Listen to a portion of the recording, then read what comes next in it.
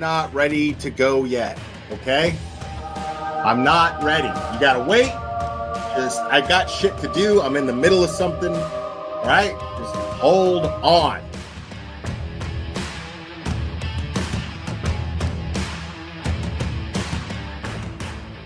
Watch your mouth or don't come in here. Uh-oh. Oh, yeah, people, come on, we're adults here. You know what? What is the point? Yeah, we're adults here. I got a fucking Burger King fucking thing on my head. We're all fucking adults here, guys. People in my chat, 2 words. What are they? 2 words. Let me see the chat flood. Let me see the chat flood. 2 words. Okay, next caller. Please. Let's get into the meat and potatoes, which translate in American to dick and balls.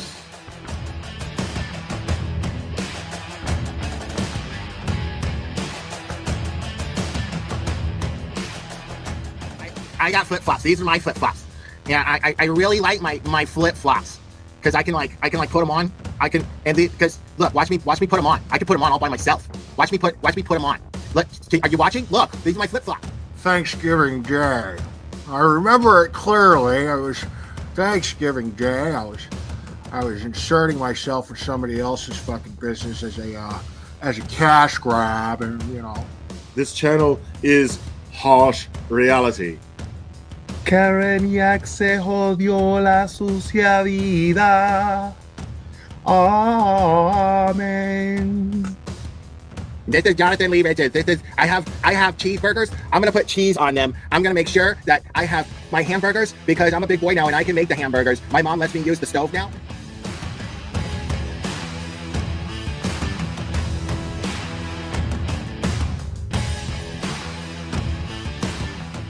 And I'm just like, wow, I like receipts, and they brought receipts. Like they had evidence to back up everything they said. And I'm like, okay, well, there's got to be another side to this, right? Like this can't, no, this is too fantastic. Yeah, because you're not going to just jump to the conclusion that there's a conspiracy amongst cops to cover up a murder. You know what I mean? Yeah, I mean, cops and just like soccer moms and shit. Like that's what made it even crazier. Like, yeah, get it, Betty. Yeah, did you have a close relationship with your mom? Get it, Betty. Oh, of course, I still do. Yeah. My older sister was kind of sad. She was more of the prissy girl that like going that is to get the best shit fucking shopping ever. for dresses with mommy. I was the tomboy that liked playing with the kids. Shout out to Cherry for just being easily the most faithful and loyal supporter that I've ever had. That someone could have that tenacity with loyalty. And I'm really blessed to have someone like Cherry be part of this channel and in my life. So it means a lot. And yes, I named him after Mr. T and Rocky. Say, woman. Say, woman. Say, woman. Since your old man ain't got no heart, why don't you come down to my apartment tonight and I'll show you a real man. Oh my God, I'm so in love with this little dude. Yeah, I'm gonna go ahead and wrap this one up. I love you guys very, very, very, very much. And we will do this again very soon, my friends. Oh, say bye. Say bye. Oh, I love you too. Give me a kiss. Oh, I love you. Bye, guys.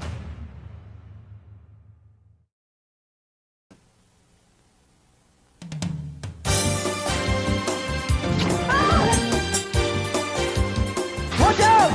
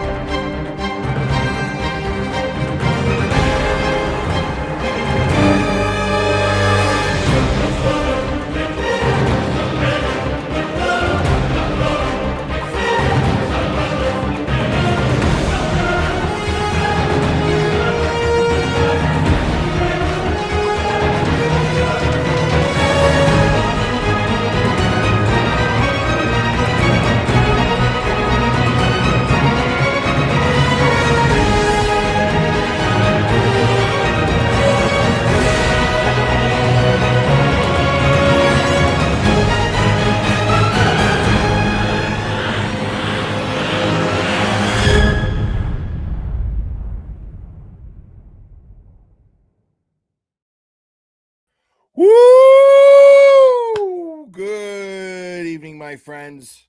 It's great to see you guys. Oh man. So you know what? Today's one of those days, bro. Today's one of those days. Today's one of those days where I have no real idea what the fuck we're gonna talk about. We're just gonna hang out a little bit. I am gonna have to step away. I didn't realize until I got down here that I ran out of energy drinks, so I ordered some more, and I'm gonna have to step away and pick them up and grab them in a minute or so. But yeah, still shopping. But yeah, so yesterday we went over the fake victim stuff. And at least some of it, a lot of it. But this is something that it's one of the reasons why I'm gonna talk about that a lot.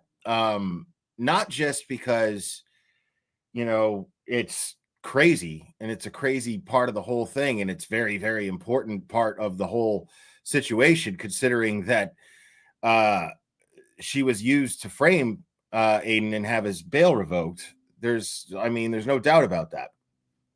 But besides that, it's because it's also a really serious issue. I really drove that home a lot yesterday when we were going over about how dangerous somebody like Lindsy Gatani is. And those people are out there, you know what I mean? And some people might be like, well, you're having a problem with women and blah blah blah blah blah. Okay, well, yeah, I've had my experiences with crazy women, that's for sure, and that definitely plays a factor into why I am as interested in this aspect of Turtle Boy's case. So because it's fascinating when you think about it, it's fascinating. Because someone like that can just operate and get away with whatever they want. Like she has been. The last 4 men that she's been with have been thrown in jail, dude. Like that's crazy. That is crazy when you think about it. This is an example of somebody who is incredibly abusive, but justifies being abusive by being able to tell themselves that they didn't hit anybody, or, didn't get violent or something like that. You know what I mean? I've known people like this, and they're very dangerous people. Yeah, I mean, it goes beyond toxicity, man. It goes beyond toxicity. Like I would imagine that like a relationship with Krusty Panties would be toxic. A relationship with Lindsy Gatani is a pressure cooker. It's scary, somebody like her. It's one of those things where it can't be overstated again. It takes somebody like Aiden Carney who has the temperament that he has, because people might be like, oh my God, he has such a bad temperament because he'll yell at somebody in the chat. But his actions, when you see him in real life and you see him on YouTube, you could tell that the YouTube persona, that's more of coming from a place of being entertaining. You got the shit end of the stick. You start telling him what to do. And it's the same thing with me, really. You start telling him what to do in his chat, and he's going to fucking yell at you and cuss you out. I'm going to do something similar. You know what I mean? Which I would not more than likely, I wouldn't be quick to do in a restaurant. You know what I'm saying? So it's like, or somebody who I'm hanging out with at home. Like, no way. So it's like, you look at that and then you think, oh my God, but he's got such a bad temper. No, that's just like YouTube stuff. That's for the sake of, like I said, you got the shit under the stick. You put yourself in a position to where he gets to use you to entertain the other thousands of people watching him. That's just how that is. You know, you said something stupid in the chat, he caught it, and that's just how this goes. That's just how this shit goes. But that has nothing to do with, you know, whether or not he has a quick temper. You can't judge what he says and does on here as that. And so, but you look at all of the other behavior in regards to this person, this Lindsay Gatani person. You look at all of her other behavior in comparison to his, and he never once lost his temper. He never so much as raised his voice at her. Like that's something to not overlook here. And we've seen just insane amounts of evidence of this person being completely unstable. Eyewitness accounts and video, audio recordings, text messages. You know, I mean, it's just all over the place. And it all goes down the same drain, leading to the fact that she is a fucking dangerous asshole. You know? So, I mean, yeah, it's a scary thing. You know what I'm going to do? I think what I'm going to do is I'm going to go to Twitter real quick. I'm going to get pretty personal with you guys here. I'm glad you guys are here. This is one of those rare things. I don't have anything to talk about, so I might as well talk about this, actually. So, whatever. And I am going to open the phones later. You know, it is a call-in show. And I know everybody's like all about the Donna Adelson thing. I don't really know anything about it. I've heard a couple of YouTubers talk about it when I'm in chats, but I have not followed it at all. So I don't really know anything about it. Every time somebody has a poll up that says, do you know anything about the Adelson case? Yeah, I know a lot. No, I don't know anything, or I know a little bit. I'm always like, I don't know anything.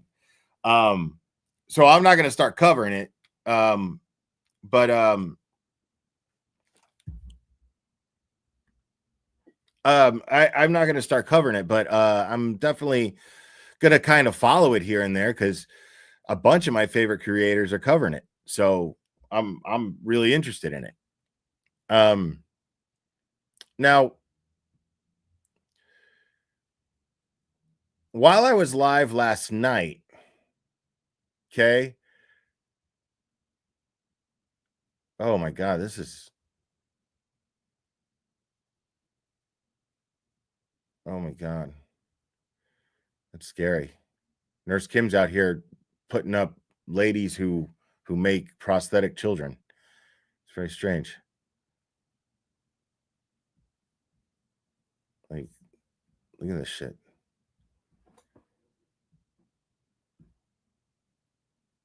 She creates, look, and I create realistic prosthetic children. That's what it says right there.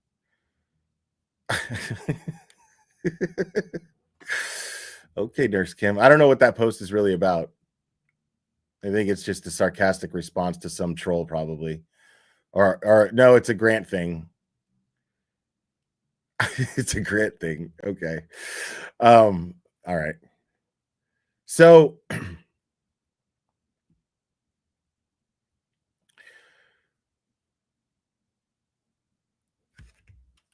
not too long ago, I went over a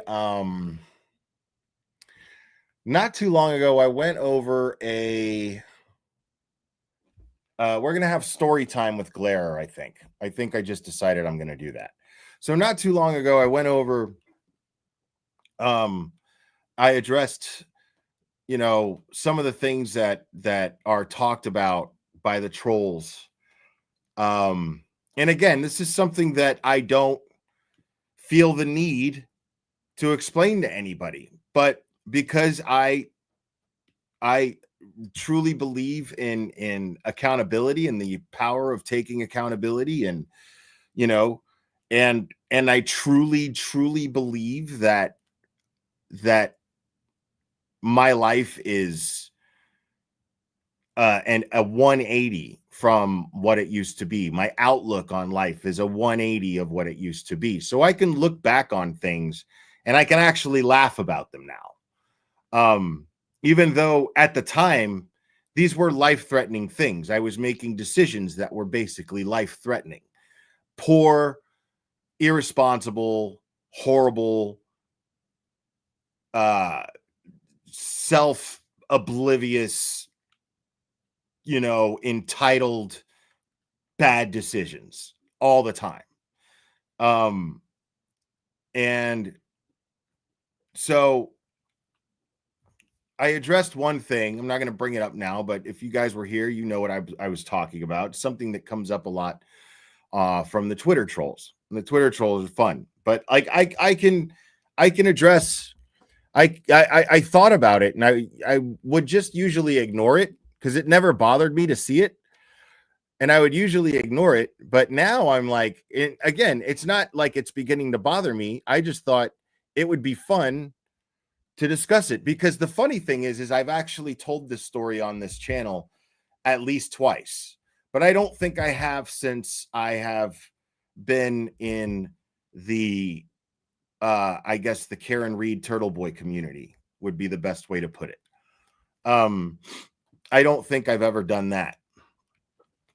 So, but since I haven't, it seems like it would be kind of fun to do that now. So, because I really, really enjoy talking about Kay Peter. I do, because it really, really chaps her ass. It's so funny. Let me see if I can find. Hold on a second.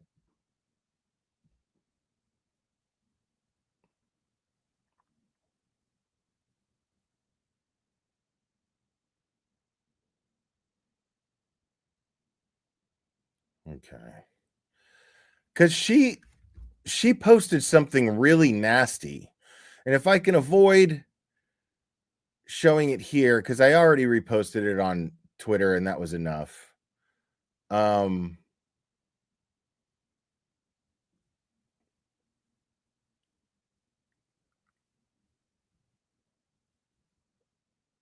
So sorry, I'm just looking for it and trying to find it.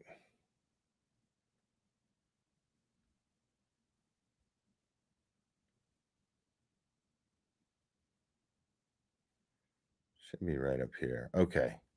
So she posted this really nasty thing in regards to Nurse Kim's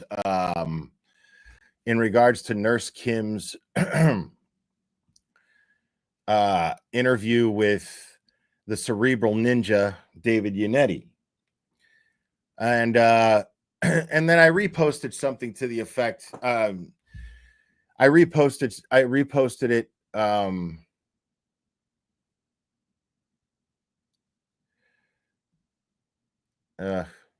Oh God, I was trying to avoid doing that.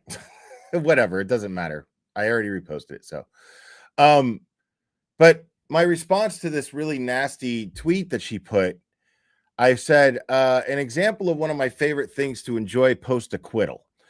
Watching sad, sorry, miserable clowns running around a small room, each holding scissors while wearing misguided hatred as blindfolds, while the rest of us grow, inspire each other, and succeed. Krusty Panties, is your addiction to failure and misery like an addiction to a substance where you consume and consume and consume until it destroys your look, spirit, and then any sense of reality shortly follows? And so she really took that personally. She got really upset and responded to this. And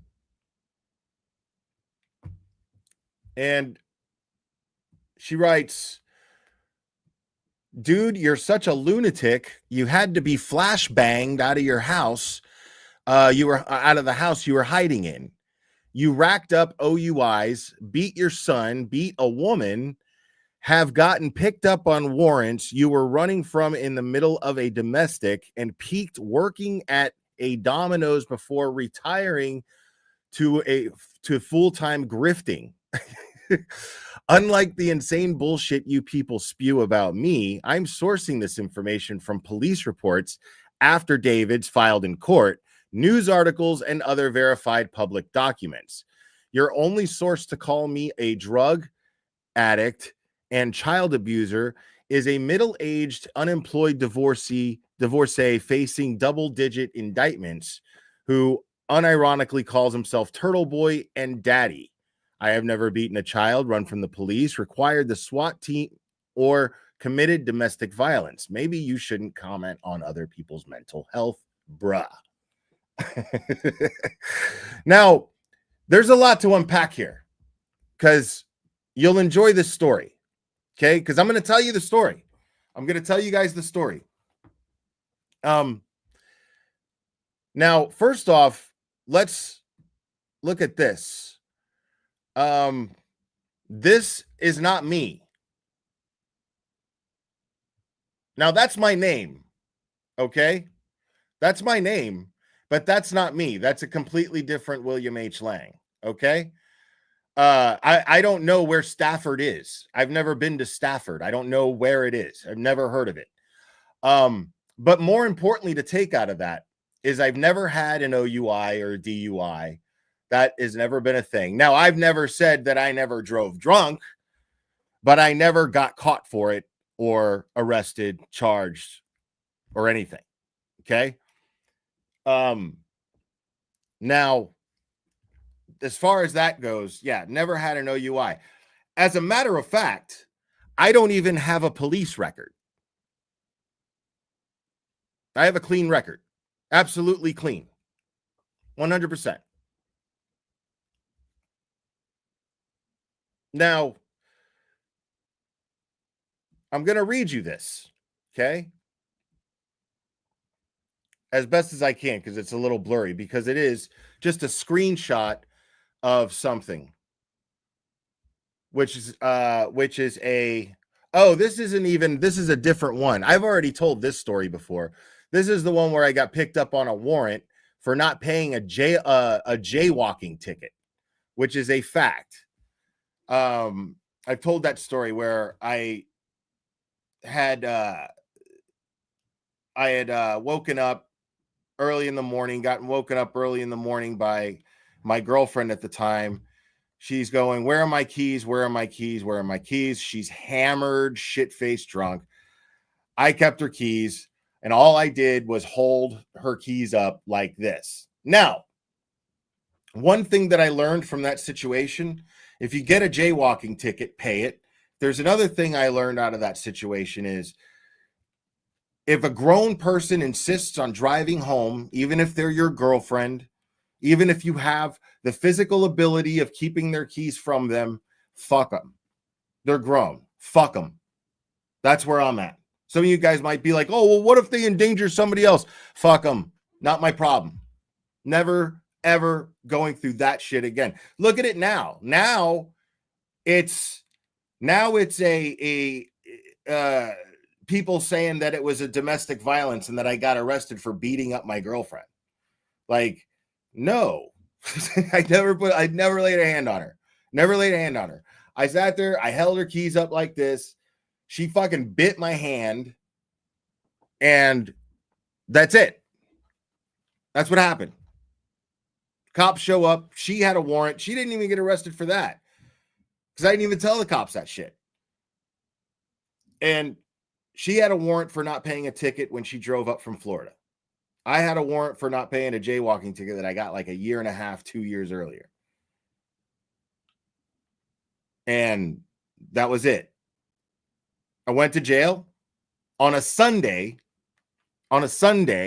because people in the jail were like, what the fuck is this? Is this guy seriously here over a jaywalking ticket? And a judge came down to the jail. When does that happen? A judge came to the jail on a Sunday and looked at my shit like this and went, oh, Jesus fucking Christ. And went and took a pen and signed it like this. And she goes, you'll be out of here in the next couple of hours. And then left. That's what happened. That's just a police report. a very lazily, strangely written police report.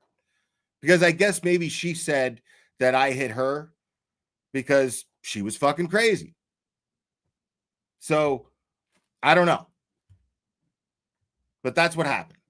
Now, the flashbang story. That's the story I was going to tell you guys about. The flashbang story. Okay. Actually, give me 1 second. Oh, yeah. Okay. Energy drinks are here. I'm going to go grab those real quick, folks.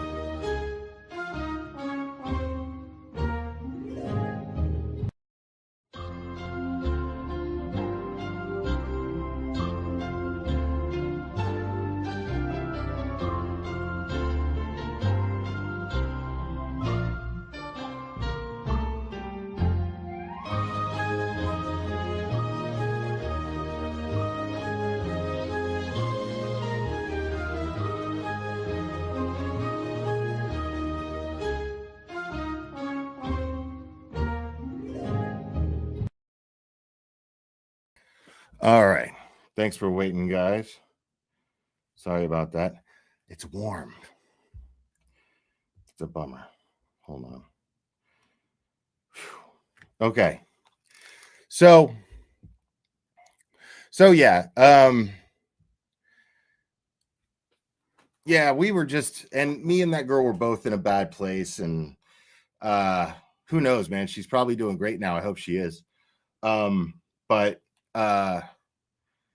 yeah, she got arrested, went to jail. I got arrested, went to jail. She got out just before I did. And yeah, and then we kept seeing each other until we broke up later. Like, that's it. Like, it was enough. We were done. But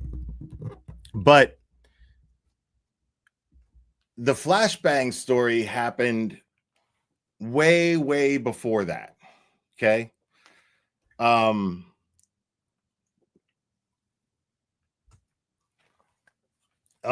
Me and another girlfriend I had, we had just broken up, but we were trying to like remain friends, but it was a bad time for both of us.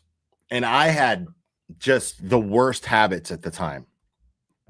I had just the worst habits. And she put up with a lot from me. That's for sure. She put up with a lot from me. She's a saint, really. That girl. But I was just, I had no will to do anything. I mean, just the fact that she put up with just my slumpy fucking just feeling sorry for myself, broody ass all the time is a miracle. And I was part of a pretty tight group of friends for a long time. And for years, I had this really like close friend, like my closest friend. And his parents, like his dad had a studio in his house, and his house was always just kind of like the party house. He was always really cool. As long as everybody was over 18, they could hang out.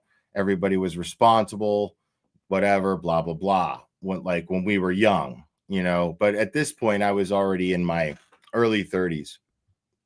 And, but we had hung out there for years and years and years. And I was a body piercer at a tattoo shop. But then I had become a concierge in a condo building downtown. And so one of our friends had a birthday. And again, like I said, this was the party house. And they would leave me there to watch the house, and I would house sit because they would travel a lot. So they would leave me with the house keys, and I was, you know, because they'd be gone for months at a time, and it would be like, okay, keep up with the lawn, blah blah blah, you know, just keeping up with the house. But I was absolutely a fuck up at the time. There's just no denying that shit. There's no denying that shit. There's no sitting here trying to underplay, you know, there just wasn't. I had a completely horrible, toxic attitude towards life. And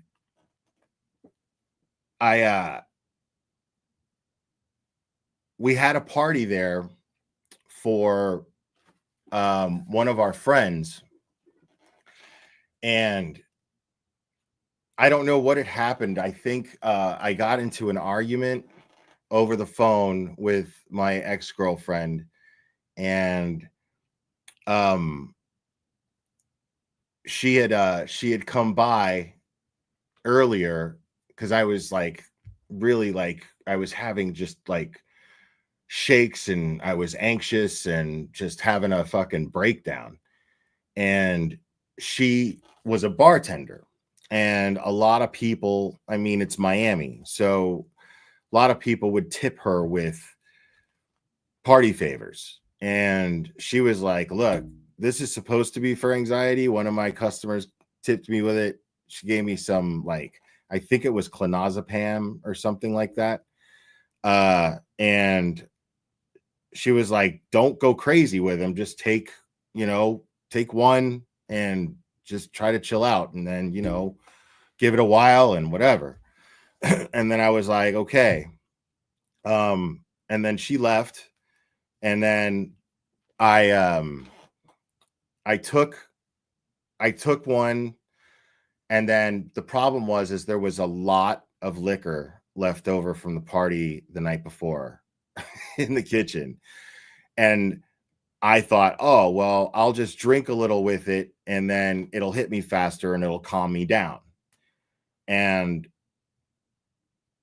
I took another one, and then that is where my memory is. That's it. That's the last thing that I remember. Now, as I'm told what took place, thank you so much. From here on in, as I'm told by numerous people, numerous accounts, is I called my ex-girlfriend. I started threatening suicide, and she called the cops.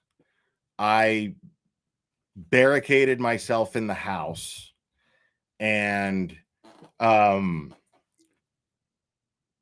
guess I had maybe a knife or something, and then they shot a flashbang grenade, like tear gas. They shot tear gas in the house through a window. And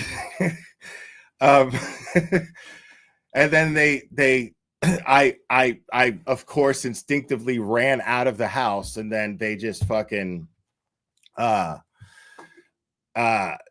yeah, it happened where, like, I tried to swing at somebody, and they just grabbed me and just fucking threw me down and restrained me rather easily. and they put their knee on my face. And yeah, as I'm told, and I was screaming, yelling, and just going completely, absolutely, yeah. And I guess the I guess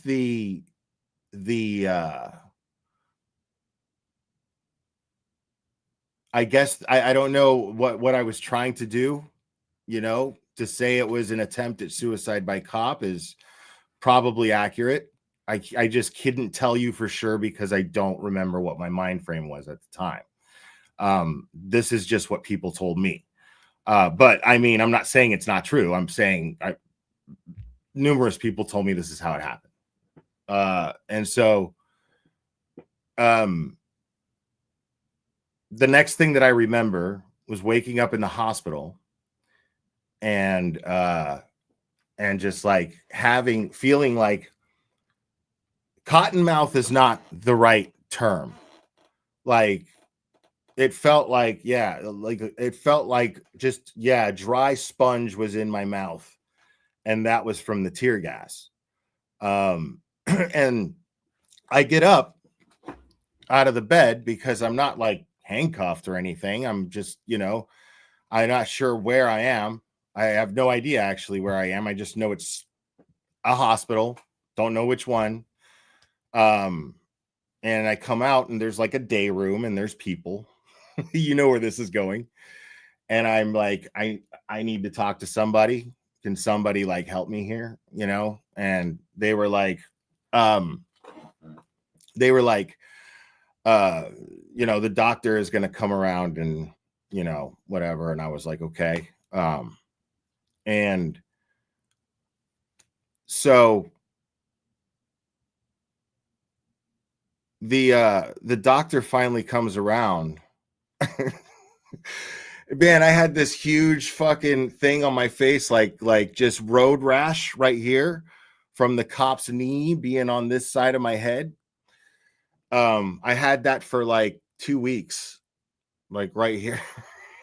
It was quite unsightly. I looked like Strawberry from Cheech and Chong's Up in Smoke. And so the doctor comes up to me and he's looking at his clipboard and he's like, SWAT team, huh? Nice. And I was like, what am I doing here? Can I go home? Can I leave? And dude was like, you're on a 72-hour hold, but yeah, you'll probably just get out of here in 72 hours. Like, we found this, drug in your system and we found a lot of alcohol and this is not uncommon with that mix. So, and I was like, yeah. And that was it. Never again.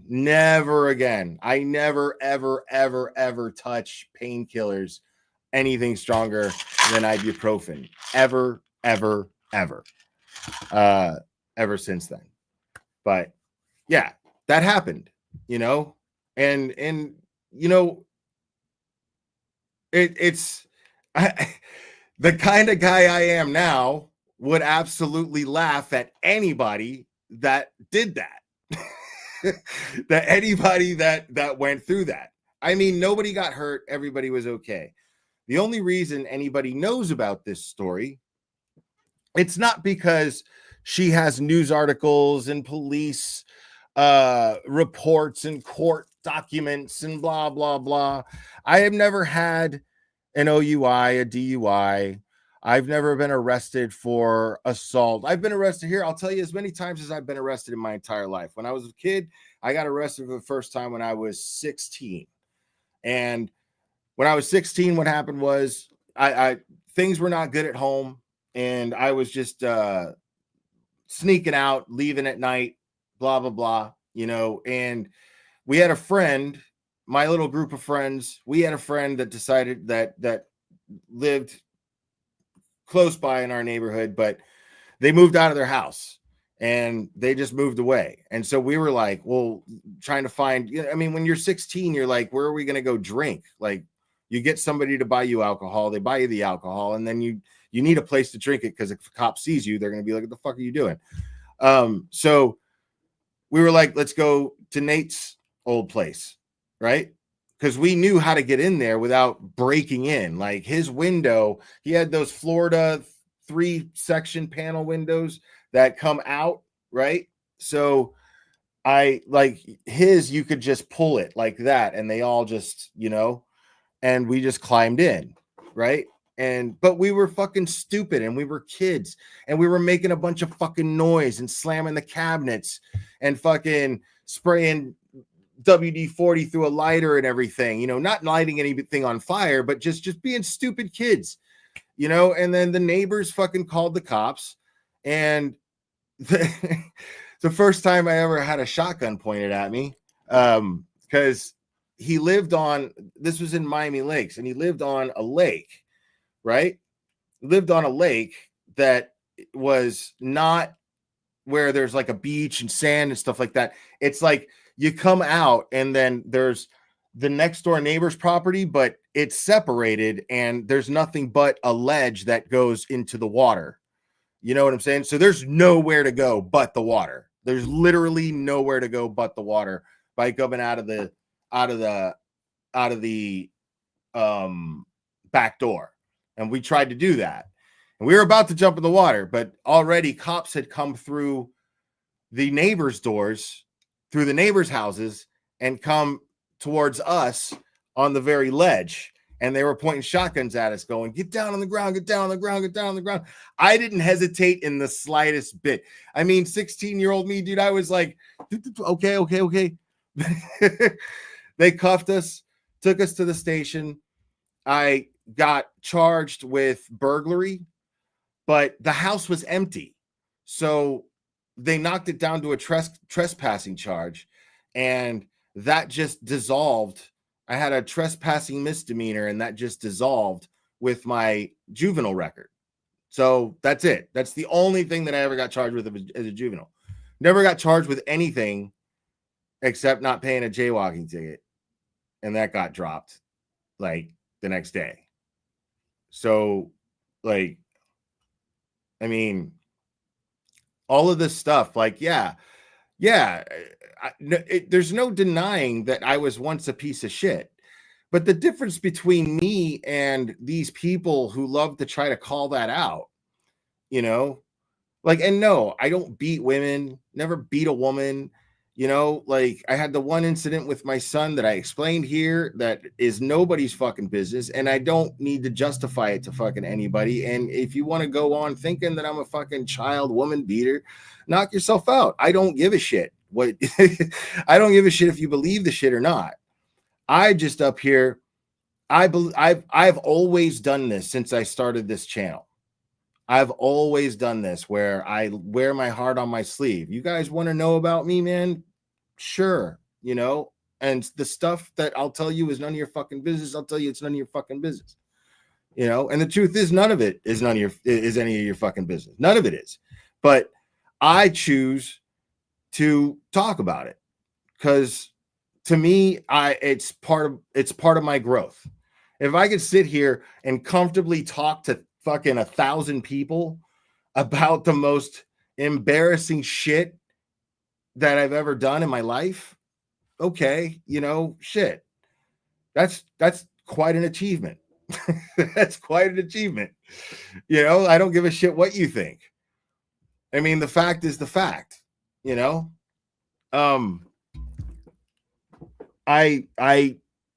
best way I could explain it is there was somebody that I would go back and forth with on here. And there's somebody I would go back and forth with on here.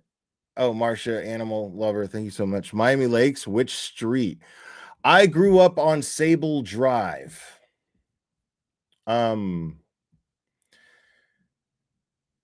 And so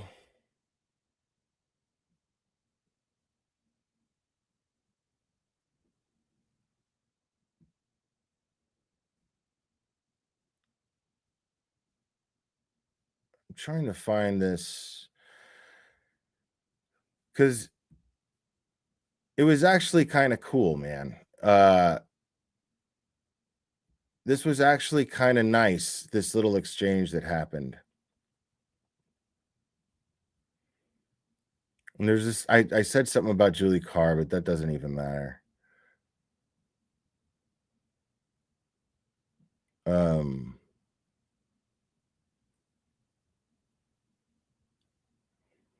Yeah, man, I'm so bummed about Mastodon, dude. Like about Brent Hines. Dude, I saw Mastodon live with These Arms Are Snakes Against Me and Cursive at the House of Blues in Orlando, and that was one of the most it might be the most amazing show I ever saw. It might be.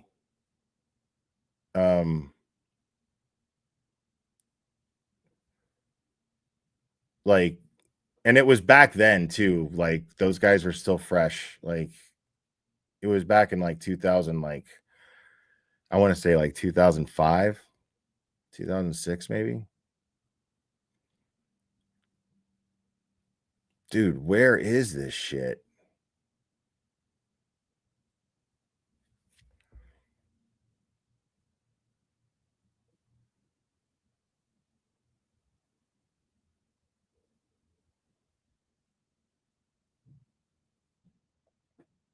All right, so I was going back and forth. Like, this chick was like talking about my teeth. Like, I know my fucking teeth are jacked up, bro. Like, you know what I mean? Like, but I'll explain how I really feel about that. Like, that's not even the point of why I'm sharing it, but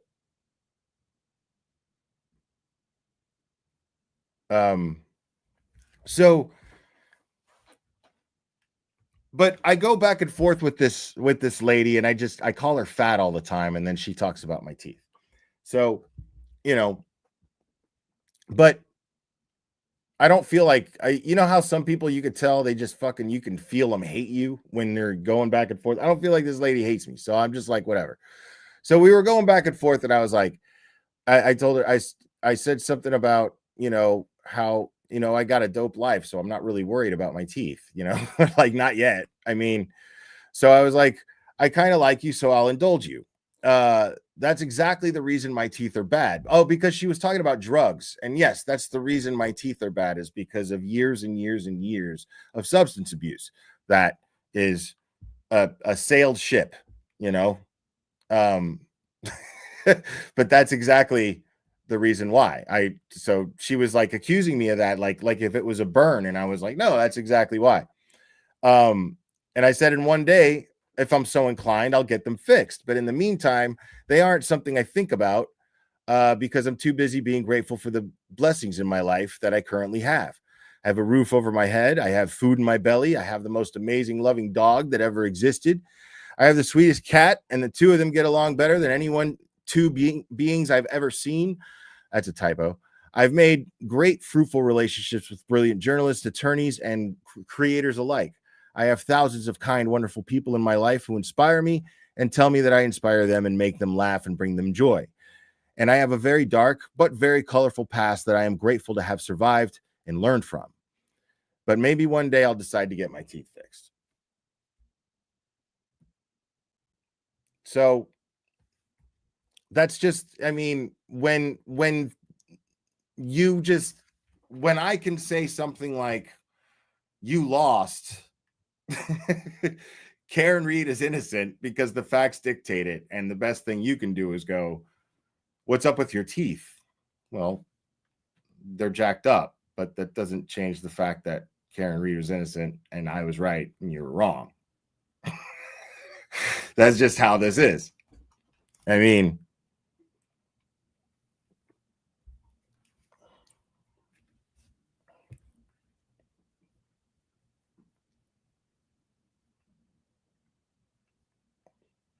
oh no, they're bad, man. They're bad.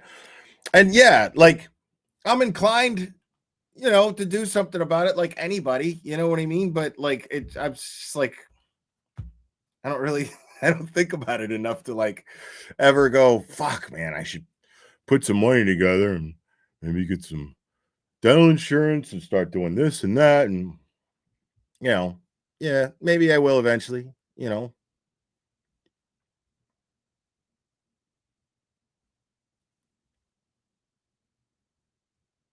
But now let me try something here.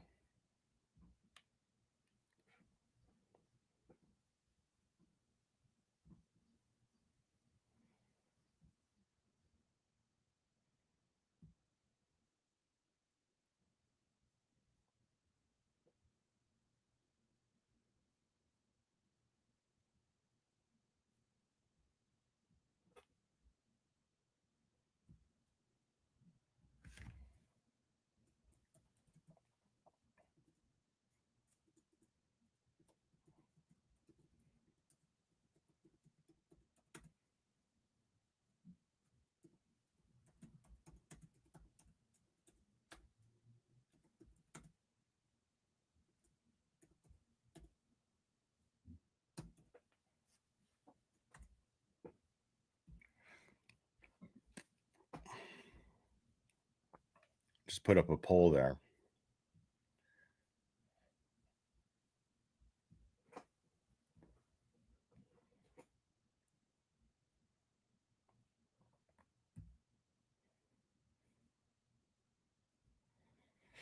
Oh, yeah, I was going to go over this microdots video too. I mean, yeah, so, now you know. Now, the fun thing, the interesting thing about that is you guys might have heard, like, there was a live stream, believe it was the saying goodbye to Gonzo LV Cops live stream. And Gonzo had brought up during that when we had met, he was reminiscing when we had met how I shared something very personal with him. That's what I talked to him about. I'd woken up one day, or the day of the morning of the fundraiser, right? So I got there that night. I met up with Kelly Reed, Nathan Reed, the LV Cops, and Steve, of course. And I can't remember who else was there because I had just gotten there. And then went to bed after that dinner. And that early that morning, because the fundraiser was going to be that night, early that morning, I had gotten up and went to the gym. I worked out, and then when I was done with my workout, I went to the area where they have the breakfast, and there was Gonzo, and he was eating, and then we were just talking, and then and we were having a really deep, cool conversation. It was a really, really awesome conversation, and then I felt like I had to tell him, because I had such respect, and I didn't want him to find out. Like, at that point, we had reached a point where we had a level of respect for each other on kind of a spiritual level because of the conversation we were having, that it wouldn't have felt right to not just be like, listen, you're going to hear things about me, and I'd rather you hear it from me. And then I pretty much told him the story just in a more Cliff Note kind of fashion. And he was like, not even a little bit judgmental. Like, not even. He was just like, wow. Like, he was like, yeah, that's but because it was like he couldn't imagine me, the guy I am, doing something like that, and I just felt like I respected him so much that I wanted him to know that from me. And he was really receptive of that and expressed how he respected me for that too. So that was really cool. So, these things are like, it's just really funny, man. Like, You know, these people, they can dox you. I mean, the only reason anybody even knows about that story is because, like, my ex, who's a fucking nightmare, went through this phase where she was just really jealous of what I was doing and hating on it, and then just fed Critical K a bunch of information about me, and Critical K put it out there, and everybody took their own versions of it. You know, like all of this stuff that I've never been charged or even accused of hitting a woman. Never even been accused of it. And so, like, but that's all over the internet because my ex had put that out there, you know, and Critical K put it out there because Critical K is the Critical K. We all know what type of person she is, you know, and it's just like, that's why I never bothered me, because I was like, A, it's not true, and B, it's like, look where it's coming from. I don't give a fuck, you know. That JLR post that everybody keeps reposting, it's like, it's coming from JLR. Why would I give a fuck about that? You know, it's just, yeah, it's just silly, man. Like, we all have pasts, and some people, you know, and people who have never fucking you know, really kind of tested themselves and kind of lived in a borderline kamikaze fashion. In a way, I feel sorry for them, man. You know, like, there's a lot you're not going to experience, and things that I wouldn't trade for anything. You know, I honestly, man, all of my experiences, man, like, I seriously wouldn't trade for anything. I wouldn't relive anything, you know, like,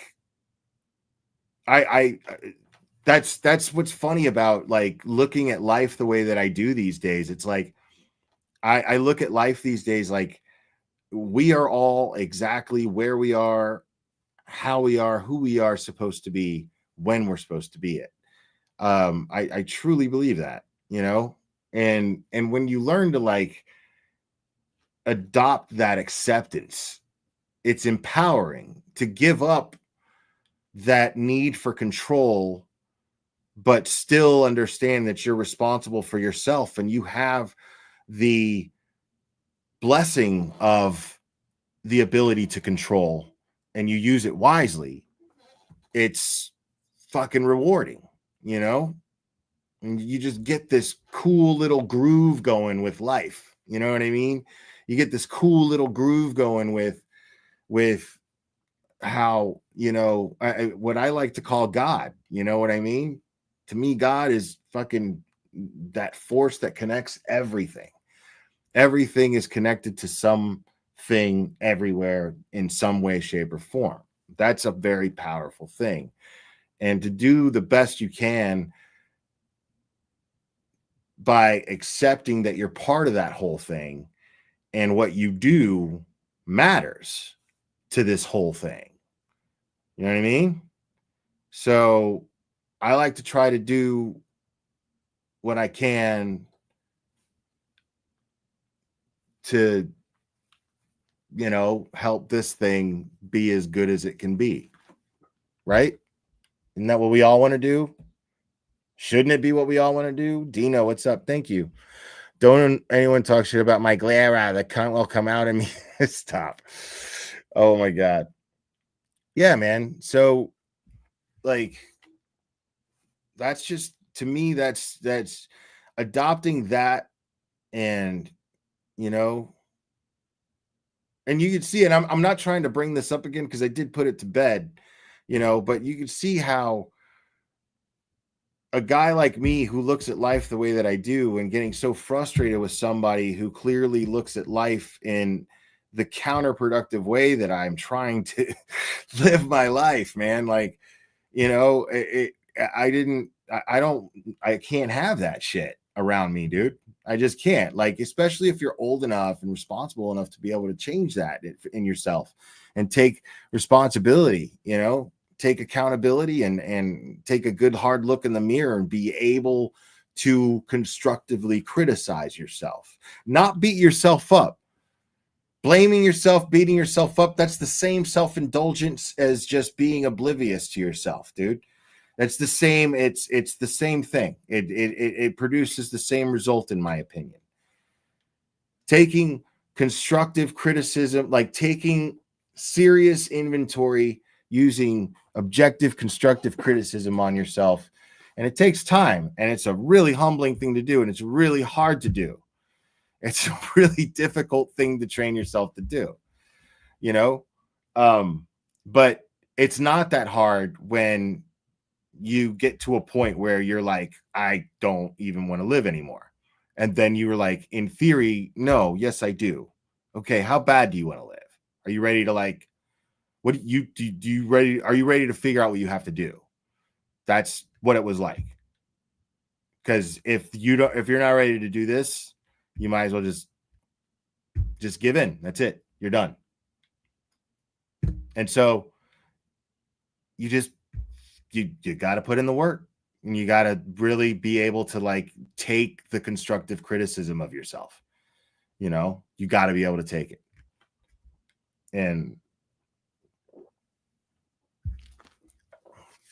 until you can do that, how can you take accountability for something that you haven't criticized yourself on? You know what I mean? If there's no subject of criticism, what is there to take accountability for? See what I'm saying? Oh, yeah. Miami Laker. Yeah. Those were my streets, man. Which doesn't really count because it's very suburban, but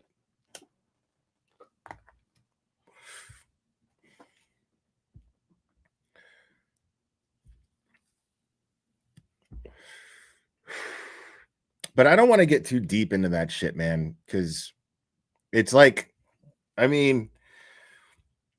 that's the whole point, man. You just gotta people have to find their own way, people just have to find their own way, and you have to just kind of figure out you have to open your eyes as to your environment. Am I alienating the people around me? Am I actually doing that?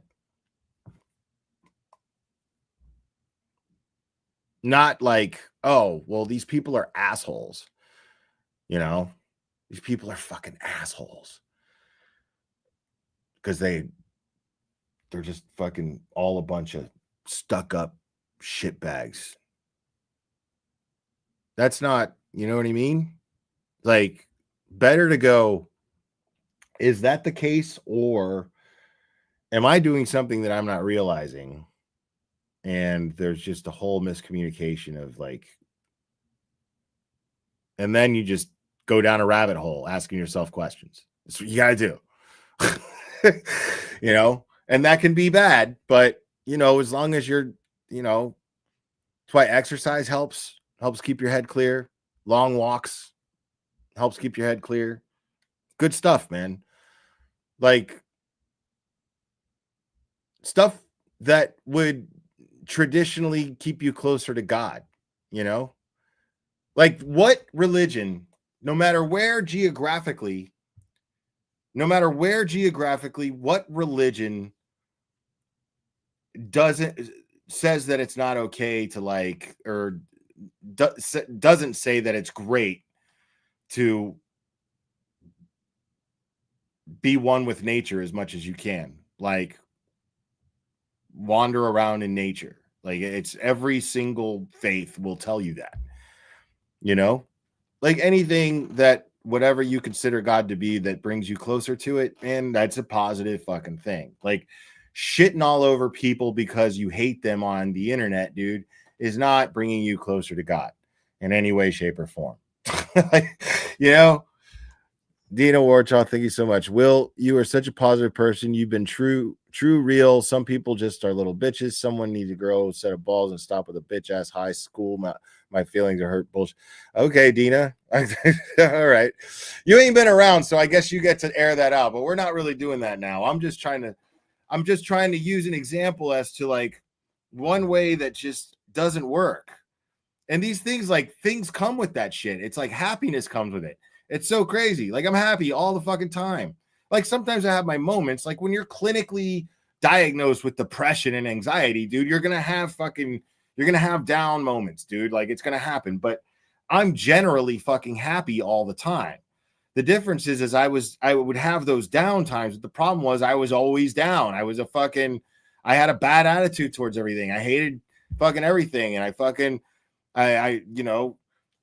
like every music, I was, oh God, that sucks. Oh, this movie's so fucking stupid. Blah, blah, blah, blah, blah. It was just this fucking, I want to be like that. Who wants to be like that? Who wants to be around somebody like that? Who wants to be around somebody who just fucking like sits around and fucking broods, bro? Like it does nothing for me to be like that, man. Like, and it's a hard thing to like realize. But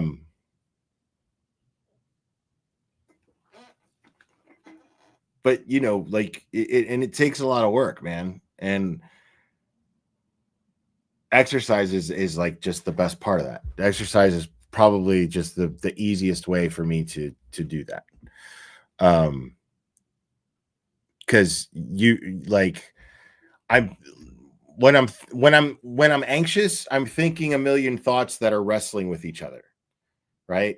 When I'm exercising, my thoughts are coming in like a train, organized on a track. You know what I mean? At least a lot more, much more. I'm much more calibrated, So does anybody know if Kelly Deaver actually resigned or not? Because I thought Howie Carr posted something saying that she didn't. But I know Turtle Boy said that he had a few sources in the Boston Police Department that says that she did.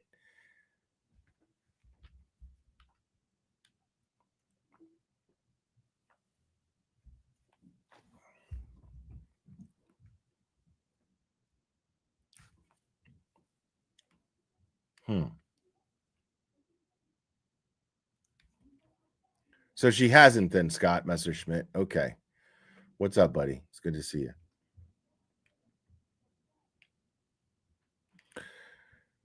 Yeah, Howie said no. From sauces. Right. Not official. I'm not saying that Turtle Boy and Howie Carr are disagreeing with each other. I'm not saying anything like that. I'm just saying, did we ever get a final? So, I mean, we're taking Howie Carr. He's his. Yeah, I mean, I would imagine that he has sources in the Boston Police Department that are quite reliable as well. Ride or die, my Glara. Dina, stop sending me money. Thank you, though. But I appreciate it. I'm not going to call and ask.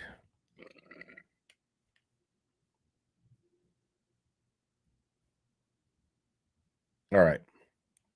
Well, I know everybody's probably watched this, but I don't think I've watched it yet. Maybe I did. Maybe we covered it here, but I'm going to watch this Microdots Kelly Dever video.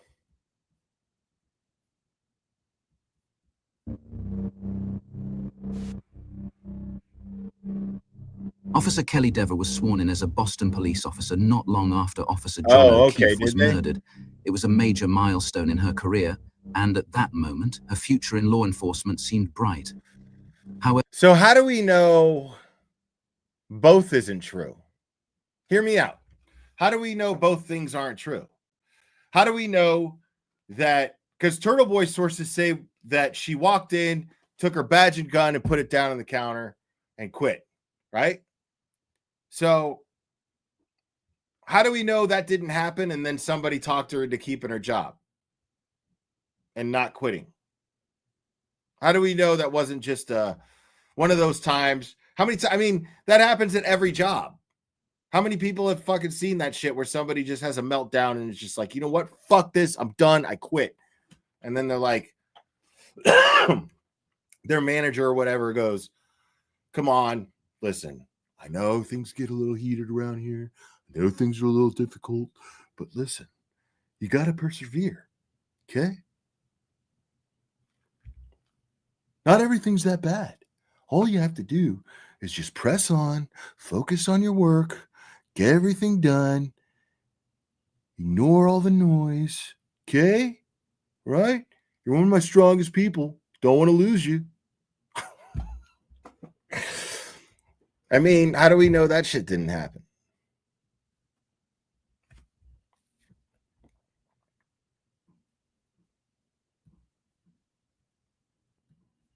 However, she had previously seen something that made her a crucial defense witness in the Karen Reed case, setting off a chain of events that would thrust her into the global spotlight, shatter her credibility, and turn her entire world upside down.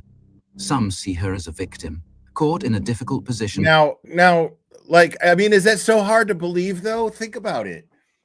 Look at the way she acted during testimony.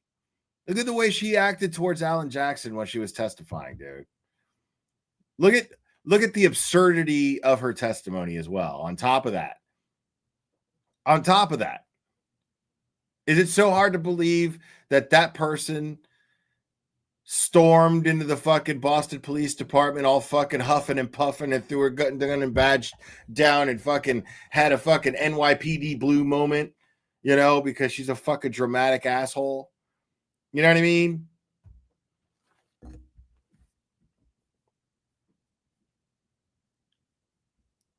How do we know Kelly Deaver didn't roll up in the Boston Police Department and go, you know what? I've had it with this shit. I put my life down on the streets every day. Fuck this job. Puts down her fucking shit, walks out. Then they hear Turtle Boy Live's stream where Aiden's going, there's one way to save yourself, Kelly Deaver. There's one way to redeem yourself. Come on my show, talk to me. One way. Somebody calls her up and says, hey. Well, somebody calls somebody else up and goes, hey, you seeing this Turtle Boy shit? Other dude says, yeah. Yeah, so we should probably get her back. Because what's to stop her from fucking just spilling her fucking guts? Because I'll tell you this. I saw somebody on that stand, and I said it then too. I saw somebody on that stand that was mad that she had to lie. I saw somebody on that stand that wanted to tell the truth. She was just taking her frustrations out on Alan Jackson. But she wanted to tell the truth. She wasn't mad at Alan Jackson. She was mad at the situation. She couldn't point her fingers and point her anger towards her boss. She needs her job. She straight up said, my job depends on what I say up here. Did she not say that? My job depends on what I say up here.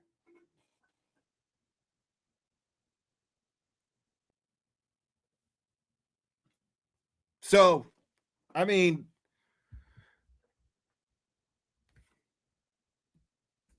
Karen M. Court. Thank you so much, Will. Maybe she just handed her badge and gun while on medical leave. I don't know. I mean, but what's to say? I mean, we don't even know, like, if she was medical leave or what. I don't even know. I don't know. I mean, do we know?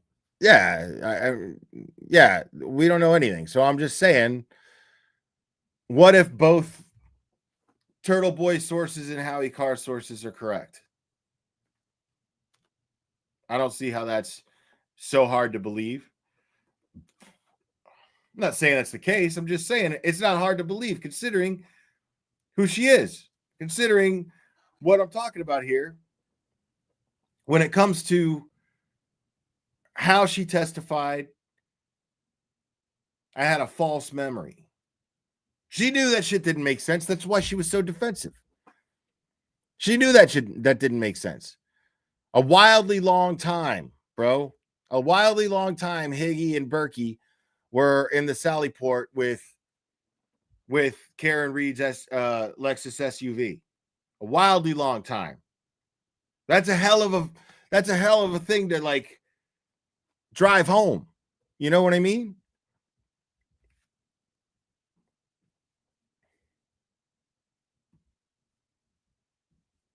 Between powerful forces. Others view her as a liar, undeserving of any sympathy. The question we'll explore today is simple. Should we feel sorry for her? Kelly Dever, last name D-E-V-E-R. The first time you were ever interviewed in connection with anything having to do with this case or this investigation related to the death of John O'Keefe was by a separate law enforcement agency, not the Massachusetts State Police, not the Canton Police Department, correct? Yes. How long had you known and been familiar with Brian Higgins, say, for instance, by sight, to be able to recognize who he was?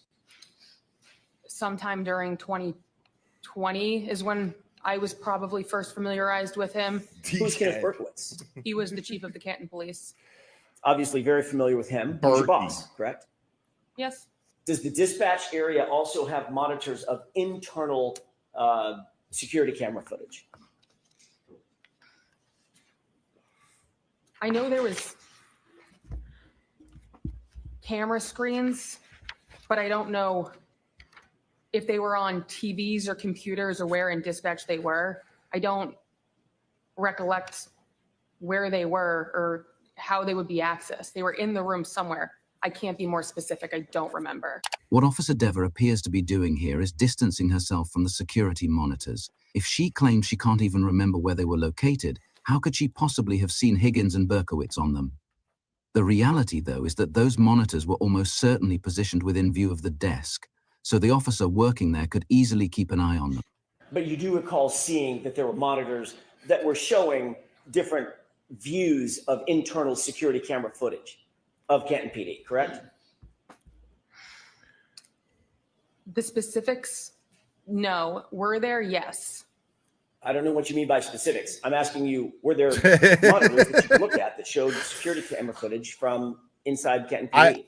I don't think that I will ever get tired of listening to AJ cross-examine someone or question someone, because this is the defense's witness, but she sure as fuck doesn't want to be there. She sure as fuck does not want to be there.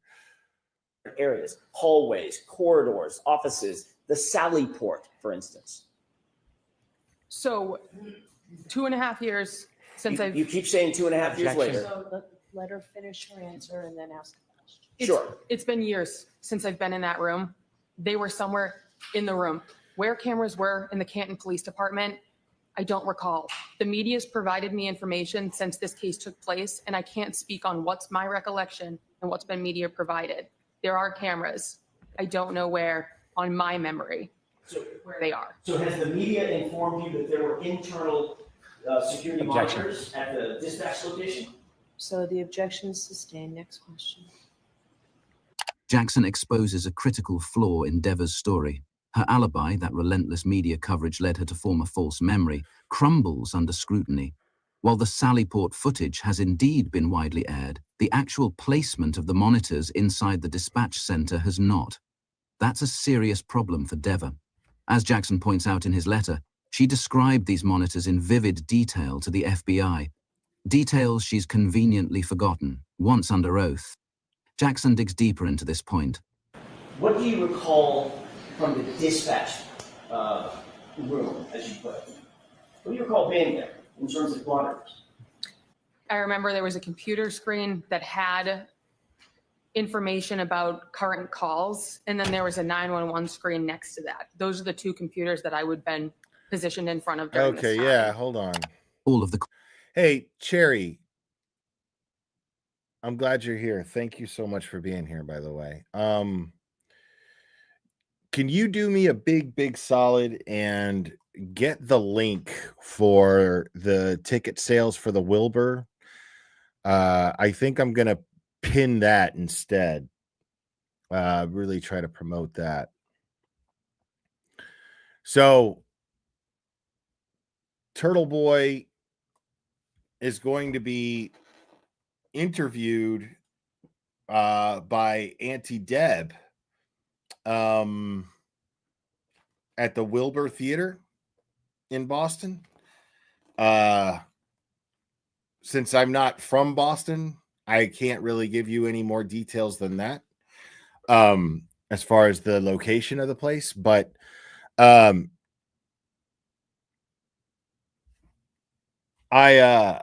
yeah, it should be really fun. I would imagine it's going to be really, really fun. I mean, it's Auntie Deb and it's Aiden. It's going to be hilarious. So, but if you're local there, man, or if you can even make the trip out, because it's almost a month away. You know, I mean, it's September 12th, Friday, September 12th, I believe.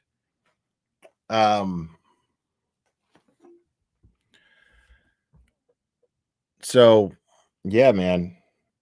And there might be some surprises.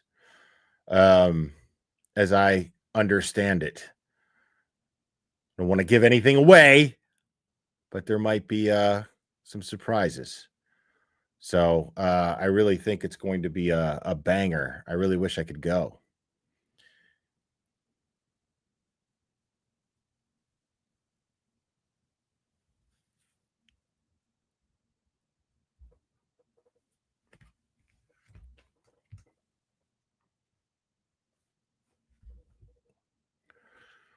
Surprises?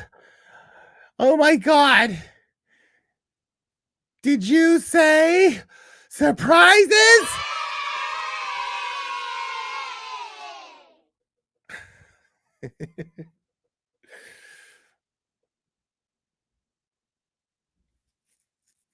Yes, 246 Tremont Street, Boston. Tremont Street, Boston. Tremont Street, Boston.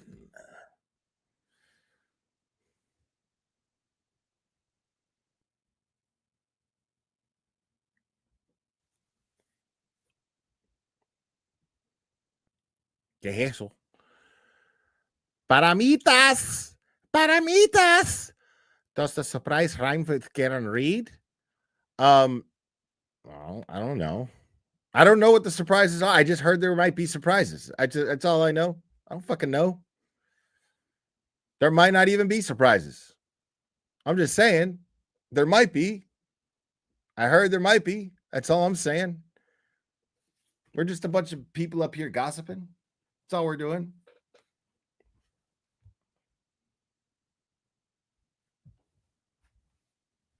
There we go. Now, yeah, there's the site pinned to the top for your tickets. Get your tickets. Tickets here. Tickets here. All right, let's get back to microdots. Cooperation Dever once showed to federal agents has now turned into open disdain for Alan Jackson and clear frustration at having to testify under oath. For Jackson, her testimony is all the more implausible given that he's read the complete FBI interview transcripts, records that reveal just how much she previously volunteered and in such granular detail. But today, she's reluctant to say anything that may help the defense, almost as if it's a different person completely. Had you ever been in the Sallyport at Canton PD? Yes. What's the Sallyport? A Sallyport is a garage, essentially. Garage? You were aware It's a that the Sallyport garage? garage had a camera, a security camera? It would make sense because that's where we bring prisoners to drop them off. Well, more than just makes sense. I'm asking you, do you recall that it had cameras that serviced the Sallyport garage? Security cameras. It's where we brought prisoners, so there would be cameras, yes. Okay, you're saying there would be cameras. I'm asking you, were there cameras? Bro. Gross. She has a horrible attitude. According to the media, yes. I'm telling you, man, like, I agree with Aiden on that shit. She'd be terrible in bed. You want me to put that in my mouth?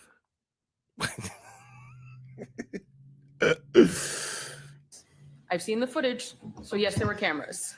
Officer Dever dodges giving a straight answer 3 times, fully aware that Jackson is steering the questioning into territory she desperately wants to avoid. She implies, almost dismissively, that of course the Sallyport has cameras, but by that logic you'd also expect those cameras to actually function, which we know they did not. All right, so hold on. So I'm going to strike that, officer. You have to answer Oh my the question God. based on your own independent. Okay? She is dreading what she knows is now inevitable. Being limited to answering better get your questions shit based together. solely on her own recollections puts her on a direct collision course with revealing her alibi, exposing that she's constructed an entirely false memory, something that she was hoping to avoid getting into if at all possible. And if you don't have them, tell us. But you can't reference what you know. Listen, it's Tremont. It's Tremont. And it's not in Worcester. Okay? All right. There were cameras in the Sallyport. Thank you.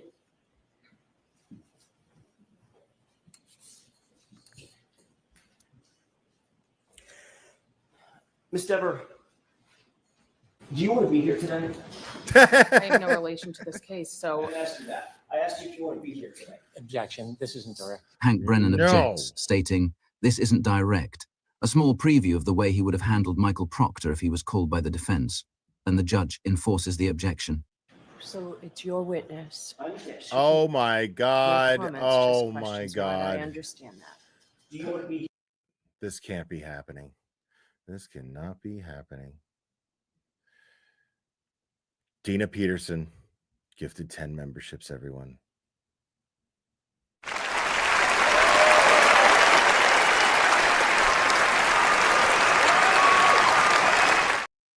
Hooray. Thank you so much for that. Tickets start at $238. Really?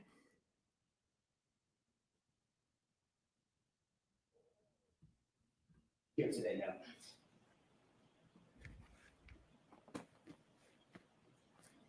I am put on the stand in a murder trial. I don't know why I'm here. I have no connection to this case. What do you mean? You have no idea why you're here? You fucking talked to the fucking You've never talked to me. FBI, Nobody on the lady. fence seems to talk to me since prior to the first trial. So I don't have any idea why I'm here. No clue whatsoever, as you sit here, why you might have been called to the stand. What do you mean, Connor McManus? What do you mean, bro? You still say Worcester wrong. No, I don't. I'm saying it. Look, Worcester. What do you mean? No. Are you uncomfortable testifying? No, it's part of my job. You're a professional police officer, correct? Correct.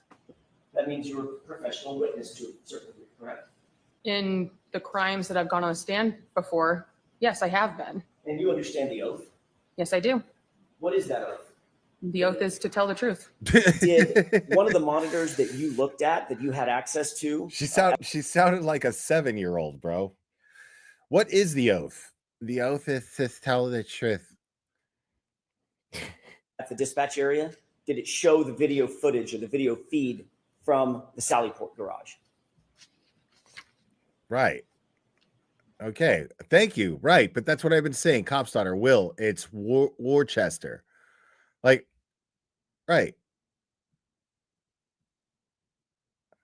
Everybody keeps typing what I'm saying. Worcester. Got it. I get it. Worcester. Got it. Okay. Worcester. Got it. Worcester. Okay. I'm doing the Boston accent. Worcester. I'm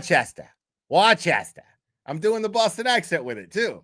I don't know what else you guys want from me. Every time you guys, Worcester. There it is. You're typing it and I'm saying it. That's what I'm doing.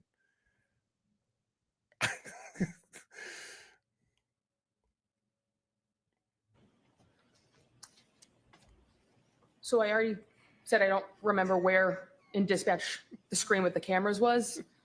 there was a camera in the Sallyport. So if I'm going to make the assumption, then yes, of course. But now that's an assumption. I'm not asking you for an assumption now. Wow. I'm asking you, did one of the feeds, now we're talking about the camera, the other side of the camera is the feed. Do you recall whether or not there was footage that you could see on a monitor in the dispatch area that showed the Sallyport?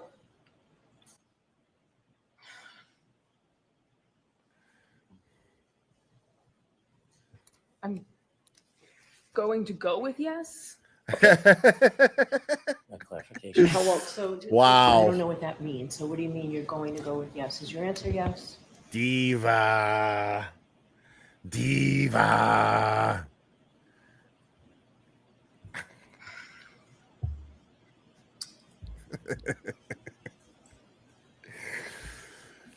Oh my God.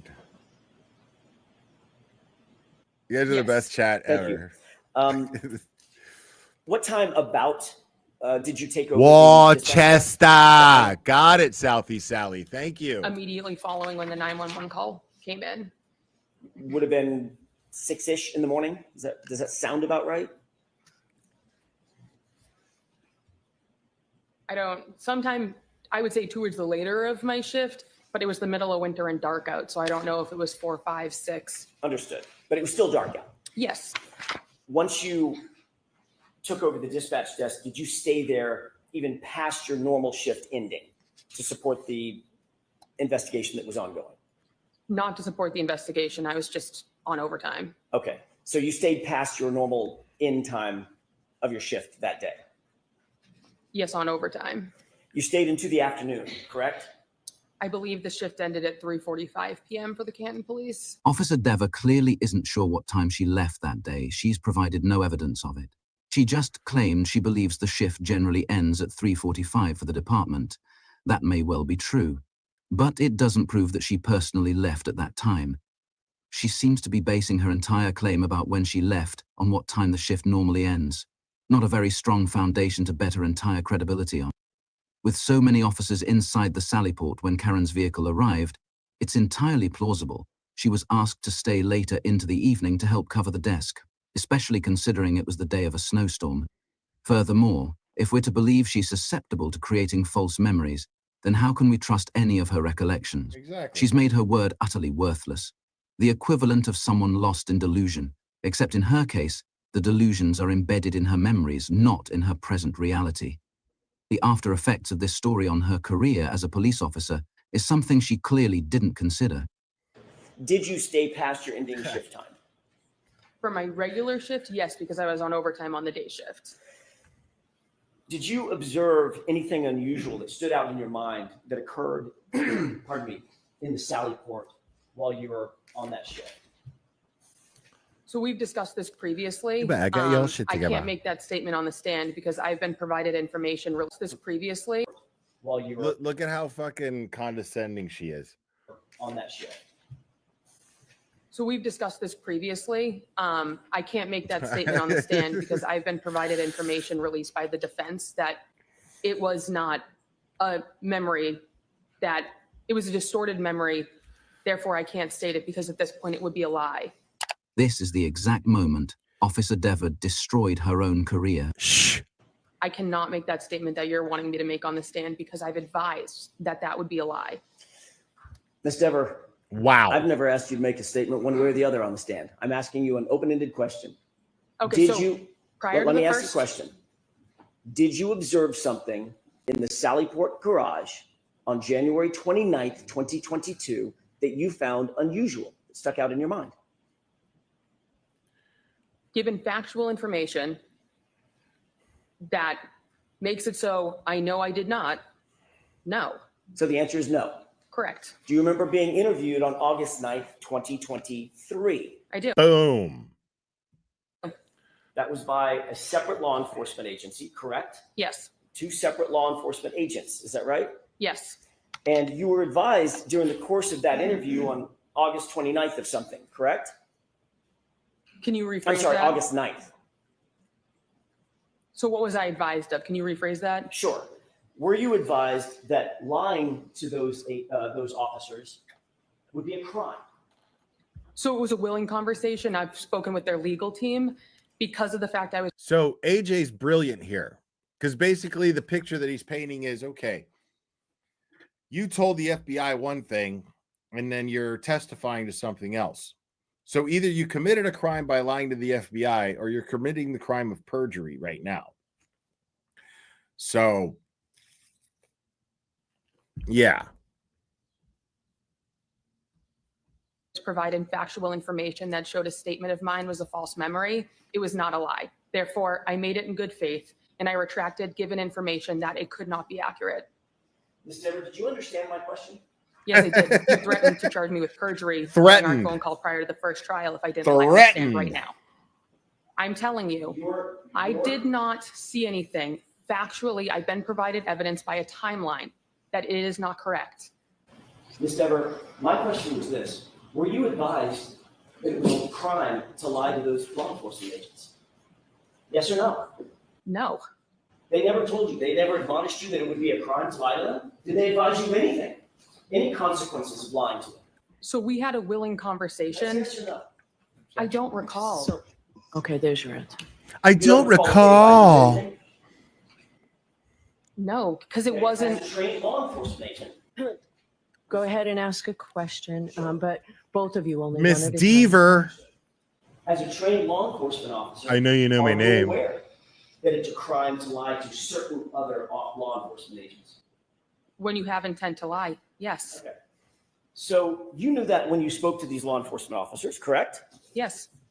Did you tell these law enforcement officers that you, in fact, saw Brian Higgins and Chief Berkowitz go into the Sallyport with the SUV?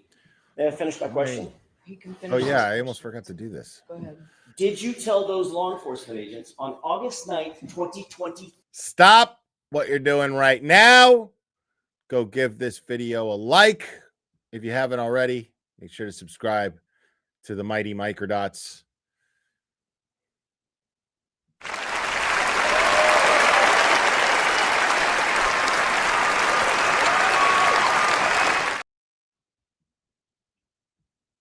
Three, that you saw Brian Higgins and Chief Berkowitz go into the Sallyport together and alone with the SUV for a wildly long time.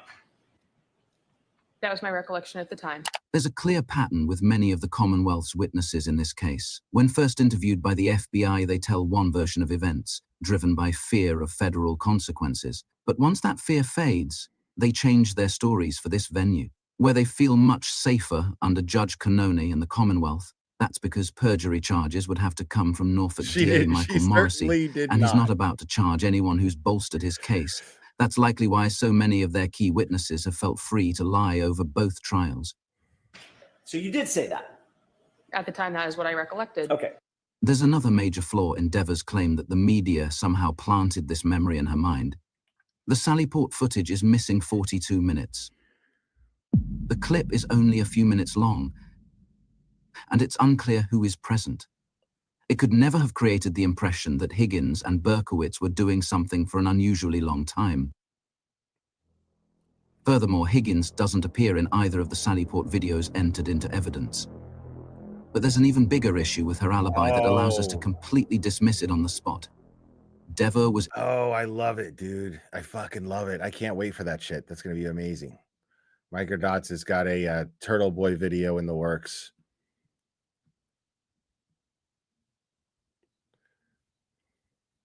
Interviewed by the FBI on August 9th, 2023, at a time when there was very little media coverage of the case. The Sallyport videos hadn't even been reported on yet, and were unknown even on social media. They wouldn't surface publicly until they were shown during the first trial. According to the media, yes. I've seen the footage. Turtle yes, Boy has cameras. news. When you perform a Google News search for Sallyport Karen Reed up until August 9th, 2023, when she had her FBI interview, there are 0 results. The next place to look to find out what was being discussed online near the end of the summer of 2023 is the center of the Free Current Reed universe. Back then, Turtle Boy was discussing things like the rolling rally and standouts happening outside Reed's pretrial hearings. Absolutely nothing about Higgins or Berkowitz in the Sallyport at all. So where exactly did she get this false memory from? This seems to prove she manufactured this excuse, not realizing there was nothing she could have seen to create the false memory before she was interviewed. It appears she had no desire to testify against two fellow officers. Again, a reminder, folks, Tremont is not in Worcester. Okay? It's not in Worcester. Tremont is not in Worcester.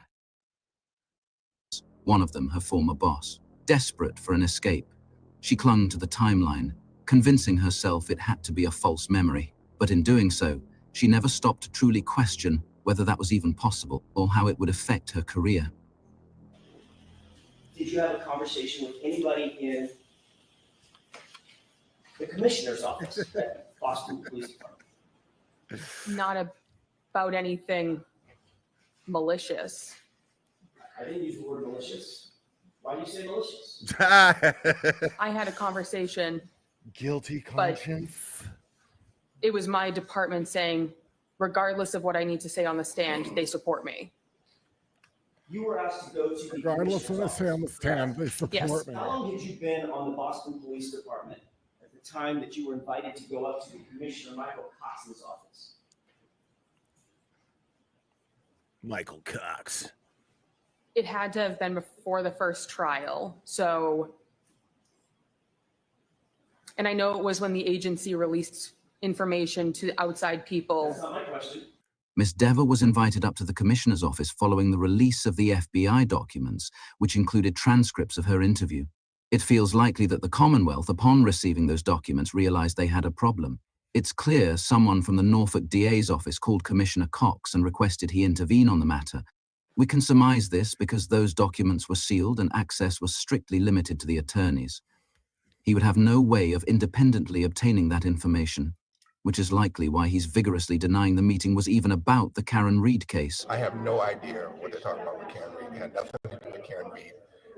No discussion about that. Did you tell Officer Dever to do the right thing? I didn't know she was even associated. That is one mousy motherfucker right there, bro. Like, if I ever saw a mousy motherfucker in my life, bro, it's that guy right there.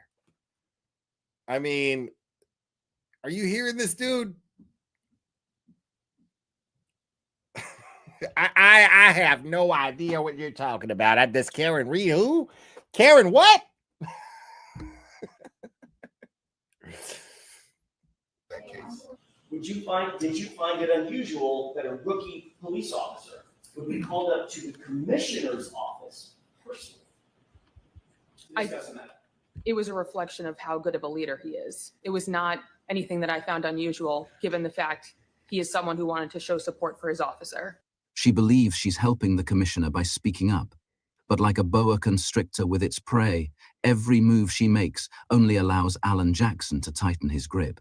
So I'm guessing all of your training class or all of your entry classes at Boston PD, they've all gone up to the commissioner's office as well?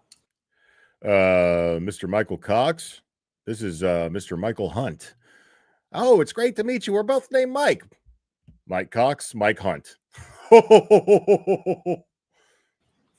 I don't know anyone else who's been in this particular circumstance. We have employees here that we have to develop and encourage and do things, and I do that for tons of our employees. Do you feel that you were inappropriately drawn into this as some sort of boogeyman? That case is over. At some point, did the commissioner say to you that Boston Police Department, insofar as your connection to this case is concerned, Boston Police Department fully supports you? Yes. Did he also say, do the right thing?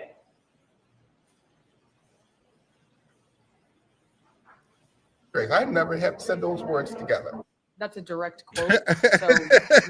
So I can't recollect if he said a direct quote 2 years ago. A year ago, when Worcester. to us, the defense, did you tell the defense that when you were called up to the commissioner's office, he told you two things? Commissioner Cox told you, number one, Boston Police Department supports you. And Officer Deaver, do the right thing. So he said my name correctly. He said Dever. That's fine to say. Now, let's see, like, you want me to repeat the question so I get So, that right? Mr. Jackson, let's go ahead and answer, please. Yes, and he said nothing with the intent of guiding me one way or the I asked you other. what his intent was, madam. I asked you what he said to you. What were his words to you? What were his words, bro? What were the words? That he supports me. And? Just wanted me to tell the truth up here. And his words were, do the right thing, right? Like, why is she avoiding saying what his words were? Why not? Why isn't her answer, if I recall correctly, he said, blah, blah, blah, blah, blah, blah, blah, blah, blah. But the way that she's answering is like she's trying to avoid the answer as much as possible and trying to give some sort of weak substitution for the answer that AJ is asking her for. It's fascinating. But AJ knows this, and he's counting on the jury to catch it. I don't recall. Intent was, madam. Like right here. I asked you what he said to you. What were his words to you?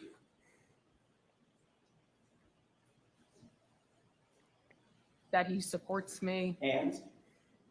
Just wanted me to tell the truth up here. And his words were, do the right thing, right? She sounds like a 7-year-old who's being grilled by an assistant principal and is lying because she's afraid of getting in trouble or getting someone else in trouble. That's exactly what she sounds like. A 7-year-old who's trying to avoid some sort of he's trying to avoid some sort of consequence, whatever it may be. I don't recall. Officer Dever surely understands how damaging those 4 words, do the right thing, sound in this context. What's striking is that she herself told the defense that's exactly what he said during their phone call, a call in which she claims to remember plenty of other details. They were essentially telling me what they were looking for me to say on the stand. What were they looking for you to say? They were looking for me to say that I saw Higgins and Berkowitz in the garage with the car. It's important to note that when it comes to the most critical part of her testimony, she chooses to protect Commissioner Cox and uphold the thin blue line rather than simply tell the truth. In her defense, it's not clear she recognizes the mental gymnastics her mind performed to concoct this story and land her in this position. She may be completely unaware or willfully ignorant of it. How many other times have you testified in a court of law? During the course of your job?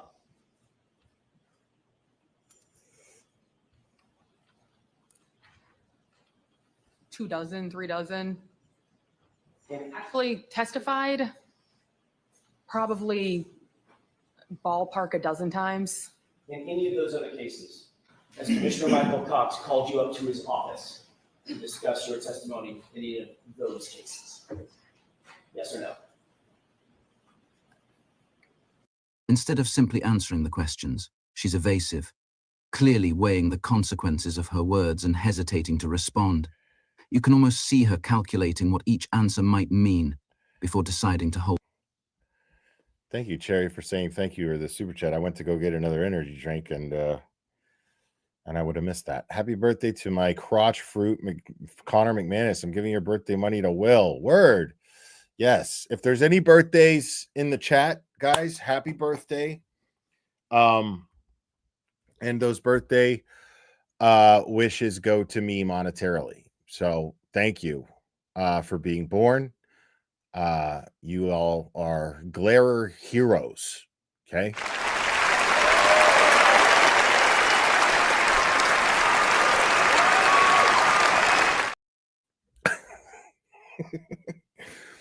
Oh my God. Hold back.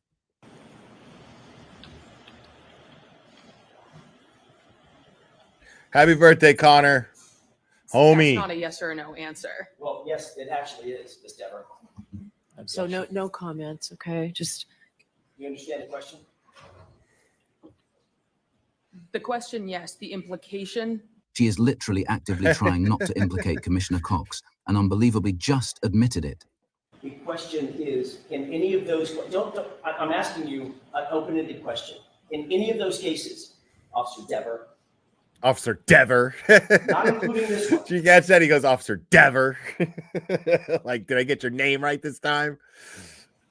Has Commissioner Michael Cox ordered you up to his office to discuss your testimony? No. Thank you.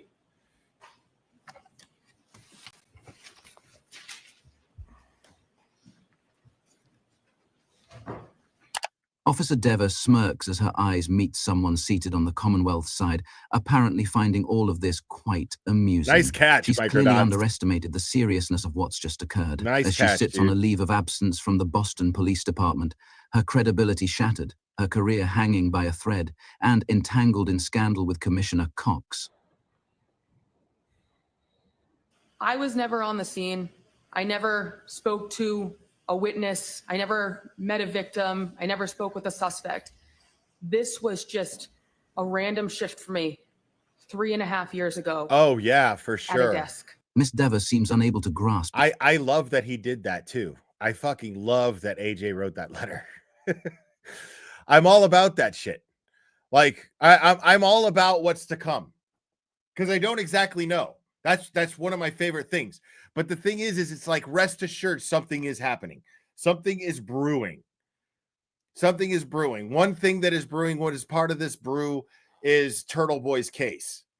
And whatever's happening in the civil thing, I mean, we've got the very people who were proving in a criminal court of law that Karen Reed was framed, and now they have a civil platform to prove that Karen Reed was framed.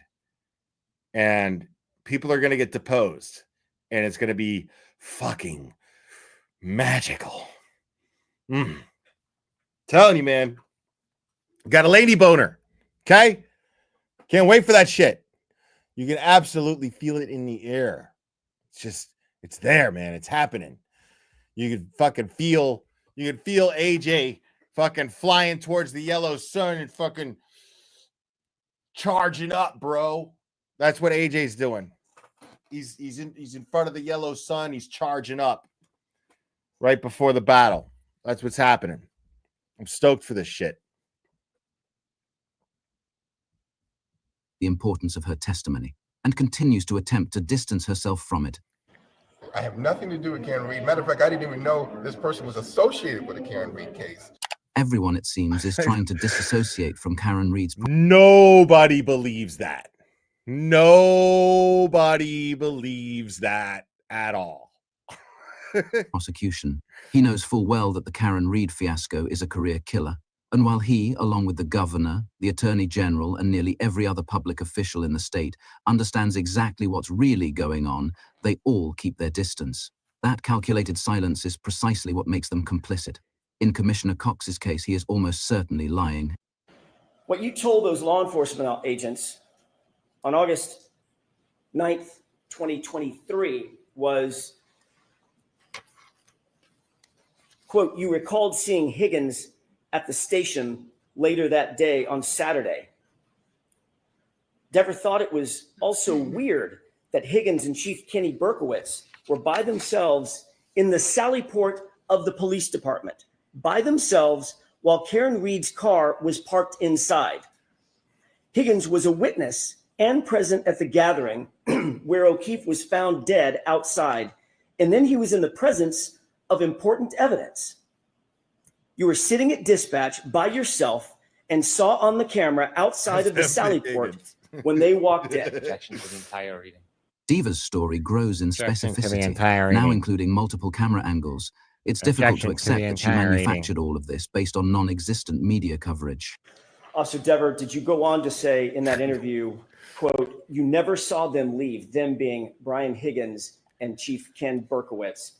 You never saw them leave. This may reveal when her shift really ended on that day. If she never saw Higgins and Berkowitz leave, It suggests she was still there after the SUV arrived, but left before they exited the Sallyport. That would place her departure closer to 5:30 p.m. and not the 3:45 p.m. time she originally claimed. And the 46 minutes missing from the Sallyport video would show Higgins and Berkowitz around the SUV for a wildly long time. Wildly. Perhaps they edited Higgins out of the footage completely because they knew, just like Miss Dever, that as a witness he should not be anywhere near Karen's vehicle. Oh, the AI? But you recalled thinking to yourself that they were in the Sallyport for a wildly long time together in there, end quote.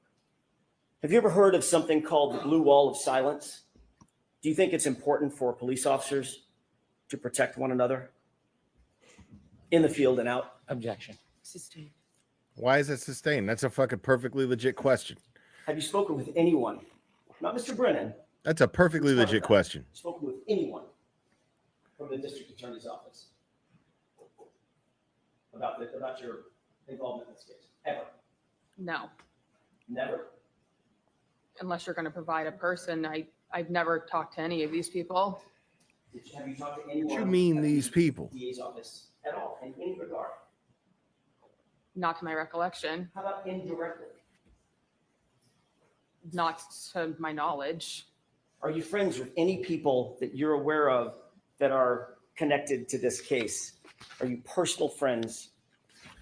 No, there's Girlfriends, still a boyfriends, chance to get personal to the friends truth. That's the whole with point. anyone that's connected Yeah, with this case? let me make that clear. That's the whole point of talking about these what's good about this civil suit. Like, it's not good that Karen Reed is getting sued. Alan Jackson and Eliza Little are about to make it good that she's getting sued. That's what's happening right now. They're about to make it good for Karen. Because, I mean, how could they possibly? It's like what the Cerebral Ninja was saying, David Edetti. How can they? I mean, there's no way they could prove in a civil case that Karen Reed hit John O'Keefe with her vehicle if they couldn't prove it in a fucking criminal case. It's just not going to happen. And we all know the reason for that is because she never hit him. But now people are going to get deposed. You know what I mean? And there's not going to be fucking Auntie Bev sitting there going, sustained, objection, you can't say that, you can't ask that, blah, blah, blah, blah, blah, blah, blah. It'll be beautiful. Thank you, FBI ice cream truck. You win handle of the day. Member of 13 months. I don't think Dever left, worked into next shift. Right. Oh my God, people. Abe Froman. Abe Froman is here. The Sausage King of Chicago.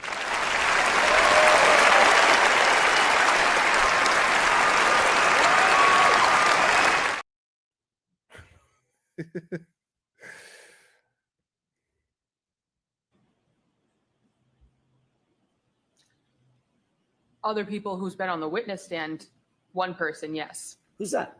Sarah Levinson. How long have you known Sarah? We became friends in middle school. For Dever to admit she's close friends with Sarah Levinson is really just a step away from saying she's friends with Jen McCabe. Sarah, a longtime friend of the family, is a fully invested member of the McAlbert circle. And since she has presumably lied a lot. Some of y'all in my chat are fucked up. You know which comment I'm looking at, man. You're going to fucking hell. That's fucked alongside up. them on the stand, she'd face serious legal jeopardy if that story ever unraveled. My entire job revolves around what I say on the stand right now. If I was to lie, I lose my job. I lose everything. I'm here to tell the truth. I cannot lie while sitting on the stand. It's her statements like this that leads me to believe she's willingly accepted her alibi as fact. Mazamedia, what's up, homie? Instead of trusting her memory, which, by the way, likely functions just fine, she chose to embrace an impossible story, convincing herself it must be true to maintain the status quo. Because of the fact I was provided factual information that showed a statement of mine was a false memory, it was not a lie. Therefore, I made it in good faith. She seems to truly believe it. The question there is this: is choosing to believe something convenient equivalent to lying? That is a question only you can answer.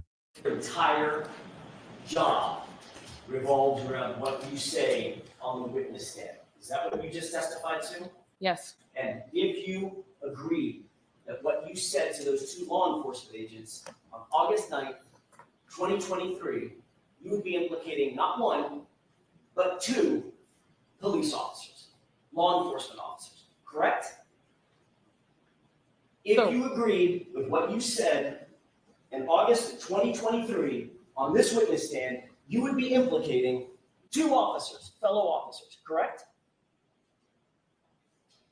So I'm confused as to what you're asking. You would be implicating, if you agree with me, you have not agreed that that was the truth.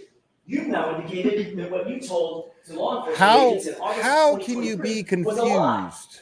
No, if you agree with me, I'm fellow officers. On this witness stand, you would be implicating two officers, fellow officers, correct? So I'm confused as to what you're asking. You would be implicating. That's not a confusing question. If you agree with me, you have not agreed that that was the truth. You've now indicated that what you told to law enforcement agents in August of 2023 was a lie. No. If you agreed with that statement here on the witness stand, you would be implicating two officers as having been in the Sallyport, weirdly, for a wildly long time with the SUV. It's a simple question. If you tell the truth and you agree that it's correct, that what you told the FBI when they asked you questions, if that stuff is correct, you would be implicating two police officers, correct? Two law enforcement agents. One an ATF agent, the other the chief of police. It's not that hard, dude. Like, you understand the question. Again, she's acting like a 7-year-old. Right. She'd be a fucking hero, dude. Like Officer Barrows might even be in her shadow. As much as I hate to say that, but that might even be the case because this is so implicating. No, that's not fair to say because that tail light, him saying that tail light was just barely cracked, that was a big deal. But yeah, man, like her saying that Higgins and Berkey were in there with her car by themselves for a wildly long time, that implicates them. That absolutely implicates them. And that absolutely coincides with Officer Barrows is another piece of the puzzle. Two honest cops being celebrated. They would have been celebrated equally, as a matter of fact, now that I think about it. Because one hand washes the other. Them being in the Sallyport for a wildly long time, and Officer Barrows, before it got there, seeing that taillight almost completely intact. Implicating not one, but two fellow officers, correct? That's what you would be doing. It's not possible I If saw you that. agreed with me, would you be implicating the reputations of two officers? If I was to lie, then yes. And your entire job revolves around what you say on that witness stand. That's what you said, correct? That's what you said. That's what you just said, Officer Dever, correct? I still don't really understand the question. You just said, all I'm asking you is what you just said. I wrote it down. You just said, my entire job revolves around what I say on the witness stand, correct? Yes to that question. This testimony was so damaging for Dever that she's now on a leave of absence from the Boston Police Department. While there's room to feel sympathy for a once promising career ending like this, it's crucial to remember that every witness must be accountable for their testimony. All of them face consequences and no one wants to be there. I get her being afraid to come forward. I get it. Let me just let Microdots finish his thought here. Others manage to tell the truth without scrambling for excuses to rewrite their stories. It's these decisions that determine who the heroes really are. Yep. Whether she consciously lied or simply convinced herself it was a false memory, she chose a different path. Karen Reed was put in a far more dangerous position. And it was possible precisely because so many people chose that easier path It's brilliant. instead of standing up for the truth. Brilliant, Mazza.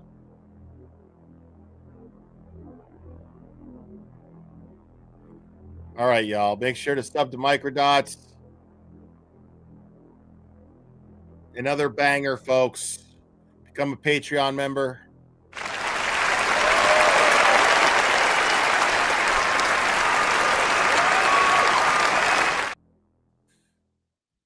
All right.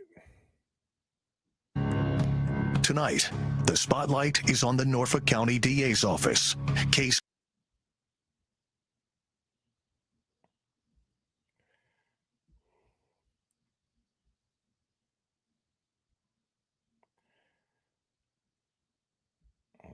Let me find this phone number.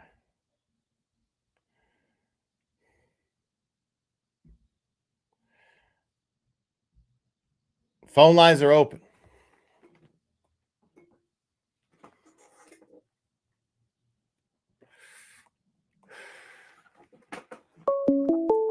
Wow, that was quick.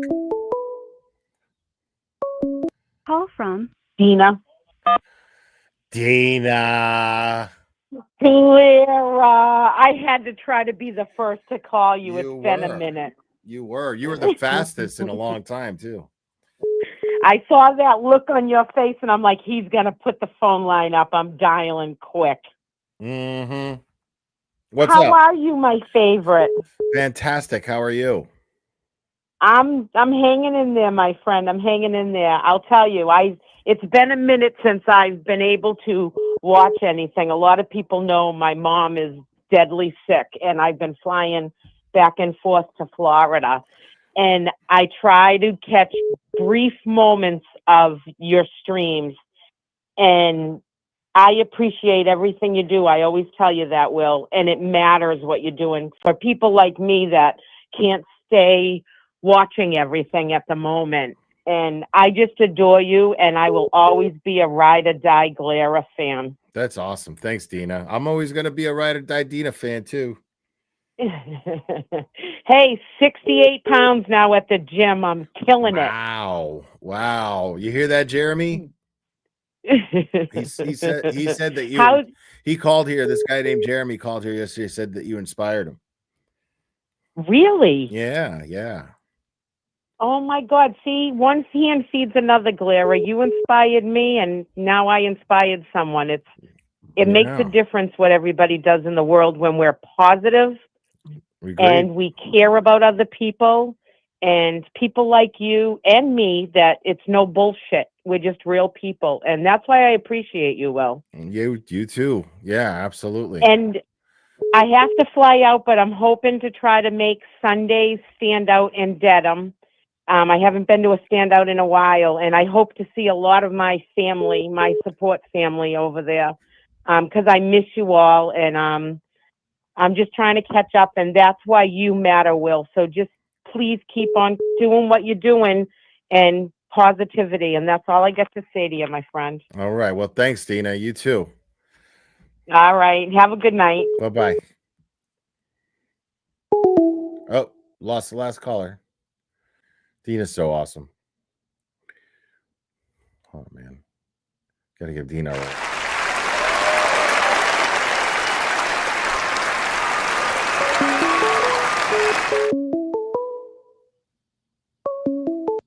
Call from Donna. You're on. Who am I speaking with? Hi, it's Donna. Hi, Donna.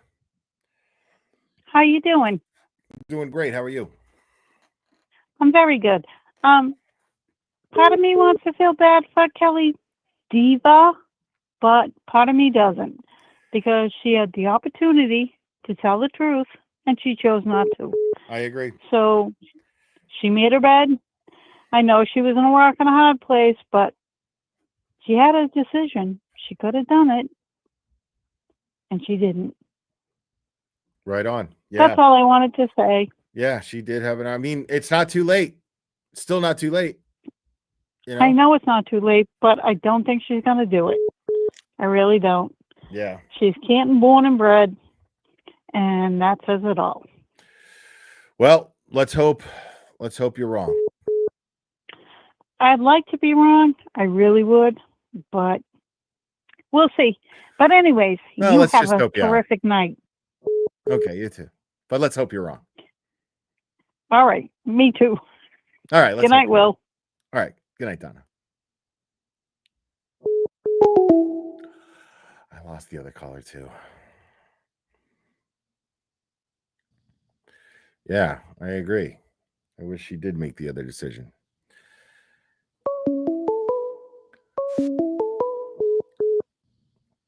Call from. You're on. Who am I speaking with? Oh, yay. Hey, Will. It's Lily, aka True Crime Kangaroo. Oh, Lily, True Crime. Are you calling from down under? I'm calling from down under. So I didn't actually know if it would work. I didn't even know if I could call international on my phone plan. So that's exciting. Well, Here we it go. did work, you pelican. How are you? How are you? I'm great. Wow. Talking to somebody in Australia. I know I'm talking to you. I feel like What time is it I don't over know. there? I feel like I'm hang on. It's 10:20 a.m. on Friday. Okay. Wow. It's 8:20 p.m. on Thursday. Yes, that's right. Yeah. Wow. Yeah. Yeah. So yeah, pretty cool. I don't even know why I'm calling. I just wanted to call and say hi. Obviously, Well, I've been following you for nearly 2 years. I found you when Aidan was in jail, like literally yeah. weeks Okay. after I found Turtle Boy anyway.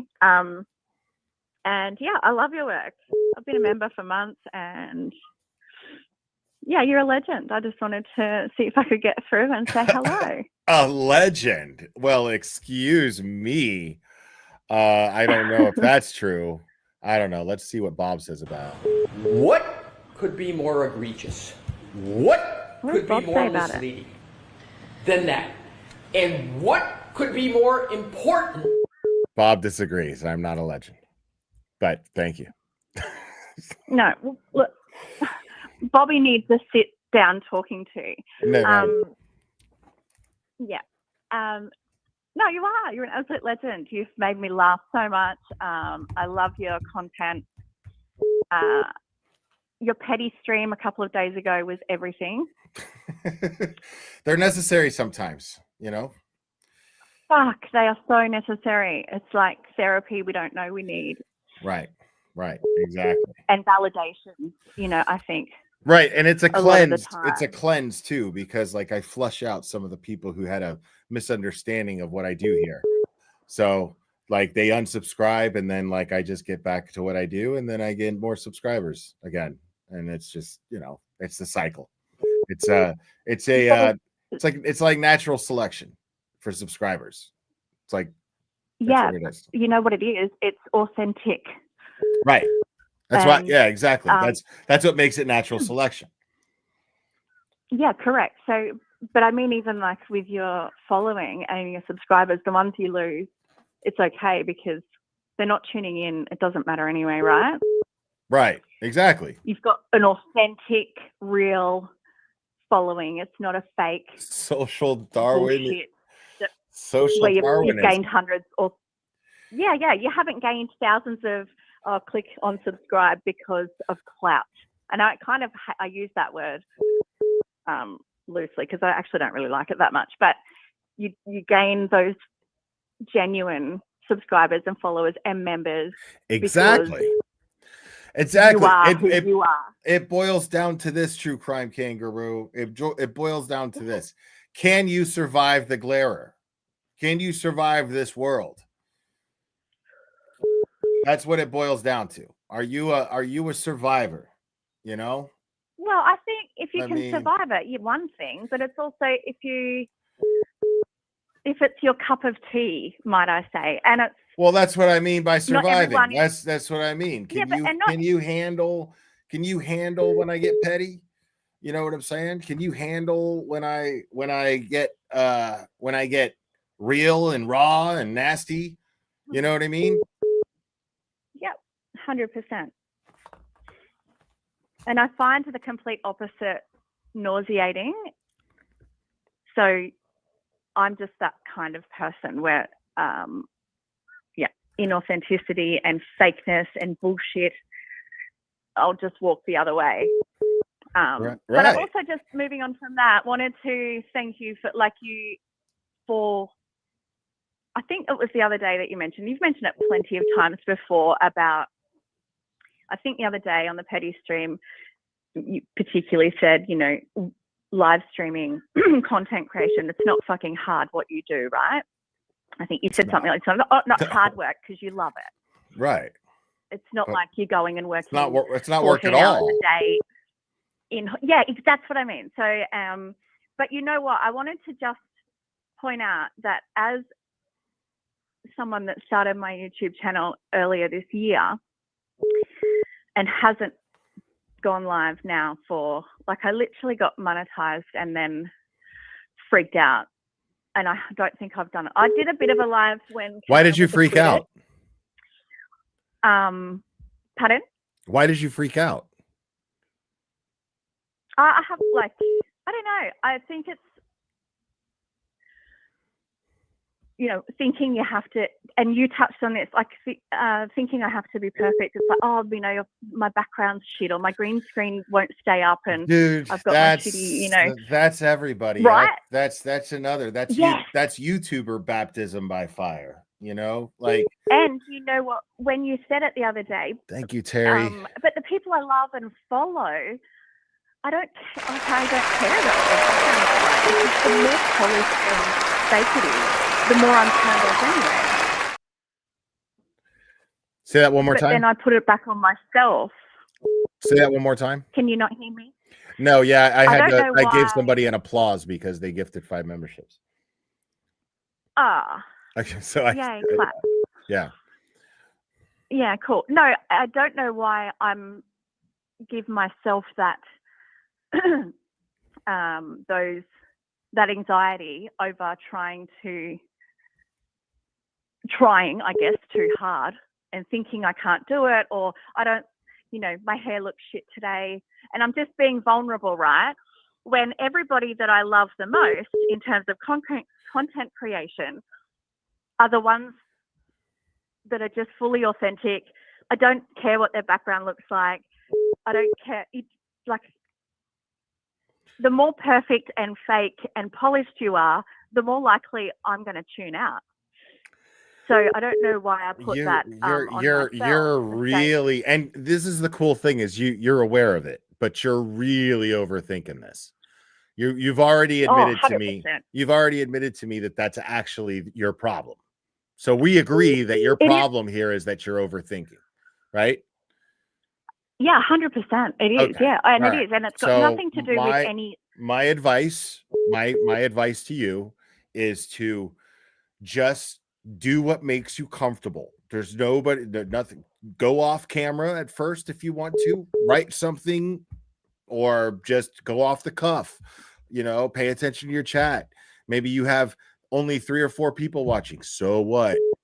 You know what I mean? Like, just do what you're comfortable with at a slow pace. Dude, I've been doing this like 6 years. I haven't even hit 50,000 subs yet. You know what I mean? Like I've learned to be very grateful for any growth that this channel has had. That's the key. That's the key for me to be able to do what I do and be consistent with how I do it. Because it's I'm grateful for the growth, any growth that I've had, because I've been able to do this the way that I want to do it. And that keeps me doing things consistently. You know what I mean? And then but I also build a confidence as I go on too. Like, I don't even get nervous anymore. I used to get really nervous when I would get, I still, like, I have little weird quirks, like almost OCD quirks that I have to do, like almost a ritual. Like, I have to plug in certain things in a certain order, turn on certain things in a certain order when I'm setting up. And that just makes me more comfortable. Right. It's kind of OCD. Like, but I'm not an OCD person. It's just weird. Like, I call it superstitious, but I do these things in preparation before I start my stream. and having done that, it's just like this habit, this thing that I do, and it's becomes like a thing that I do, and then it takes my mind off of being nervous to the point where I don't even get nervous anymore. That's really cool. And I wanted to say that when you said it's not work, it's like, no, I wanted to kind of just give you some, like, to me, I see you so consistent in what you do. I think consistency, because I grew quite quickly initially, right? Like I got monetized really quickly, and I was getting really good feedback, and I fucking loved it, and I do love it. And I do have the confidence in myself. Like I know that I'm not a dickhead. Like people like me, right? I'm like you. Like I can be. I'm relatable. I can read a room. I'm a dickhead. Yeah, I can be. Like I'm funny. Like I know that I will have an audience and I will be successful. But consistency is the key. And I wanted to just give you a shout out. I suppose that it sounds when like you say it's not work and you're just a content creator, you're fucking awesome, and you do inspire me in terms of, and so does Aiden, with and a lot of others, but you two in particular, I guess, just when I'm talking to you, it's like the consistency. You kind of get up nearly every day and go live. You're the same. There's no questioning, oh, hang on, he said this last week and that's inconsistent with what he's saying this week. Is he trying to please what's happening on X and trying to please a community? I love that about your content and how you operate. And you work hard in what you give us. You're entertaining us. We're watching you and tuning into you instead of watching somebody else or turning on Netflix or going out with mates.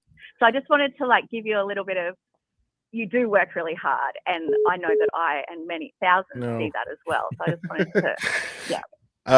No, I mean, it sounds to me like you just have a basic confidence issue that you're just gonna have to do what you have to do to get over it. But you'll be great. Like you'll be fine.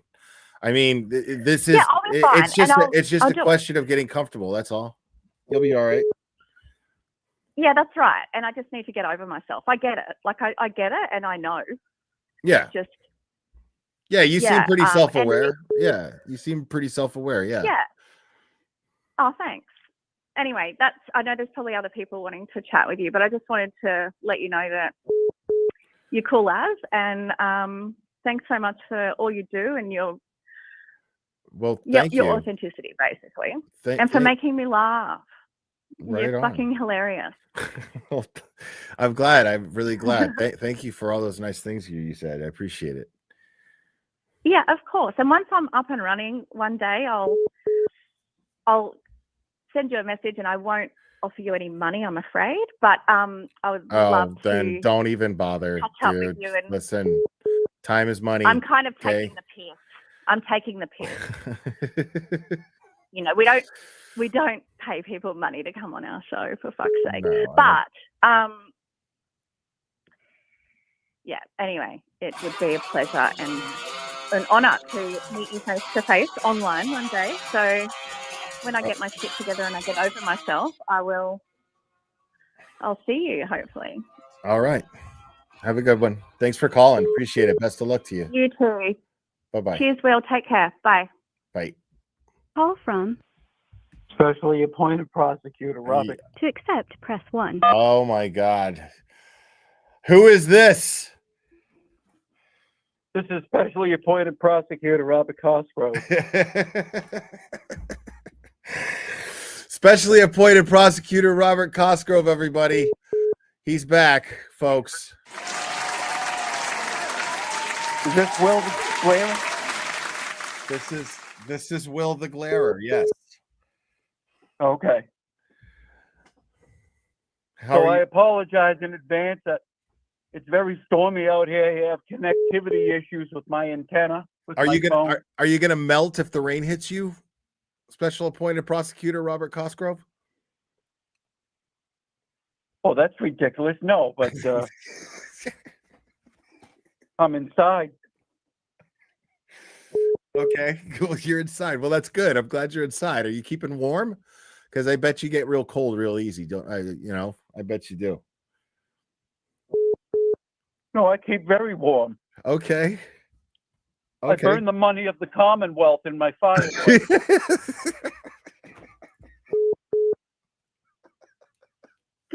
Isn't that how everybody keeps warm? Apparently in Norfolk County, depending what your job position is, then yes, apparently, yes. Yeah, I never go cold. I always have that money to burn. Well, we're glad, man. We're glad. We're glad that you're keeping warm. I mean, what kind of a question is that? That's a stupid one. Apparently, I apologize. Special appointed prosecutor Robert Cosgrove. I apologize. That's okay. That's all right. So just to let you know, I've gone back and I've researched Turtle Boy, Turtle Dove, whatever his name is. You're prosecuting the guy. How do you not know what his name is? And he's Mr. Media to you, sir. Well, he has like 15 different names. Who could keep track? That he does. I'll give you that. Yeah. Yeah. Media Papa Daddy, Turtle Boy, A Timothy guy in the woods with a leather jacket. I mean, I can't keep track. Are you sure you should be talking about this stuff up here? Isn't this a conflict of interest?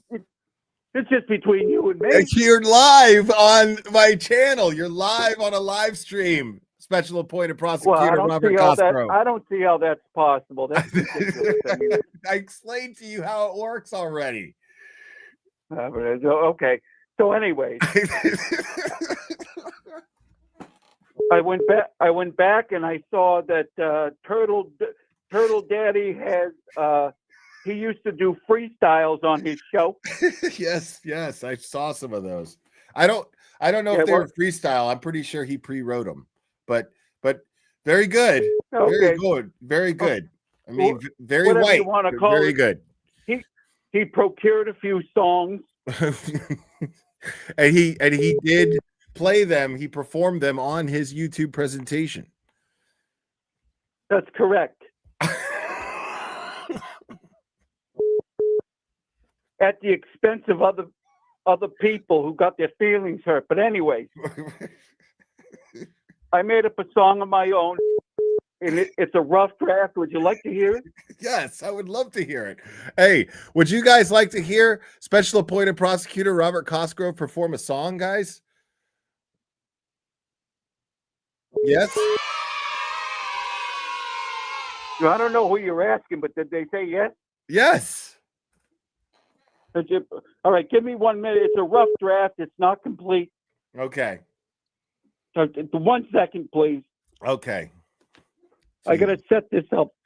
Okay, set it up, buddy. We'll do that. Do you hear that? We do. We can hear it. Okay, hold on. I gotta wait for my cue. If you can make the music a little louder, because your voice is going to overlap the music, we won't be able to hear it.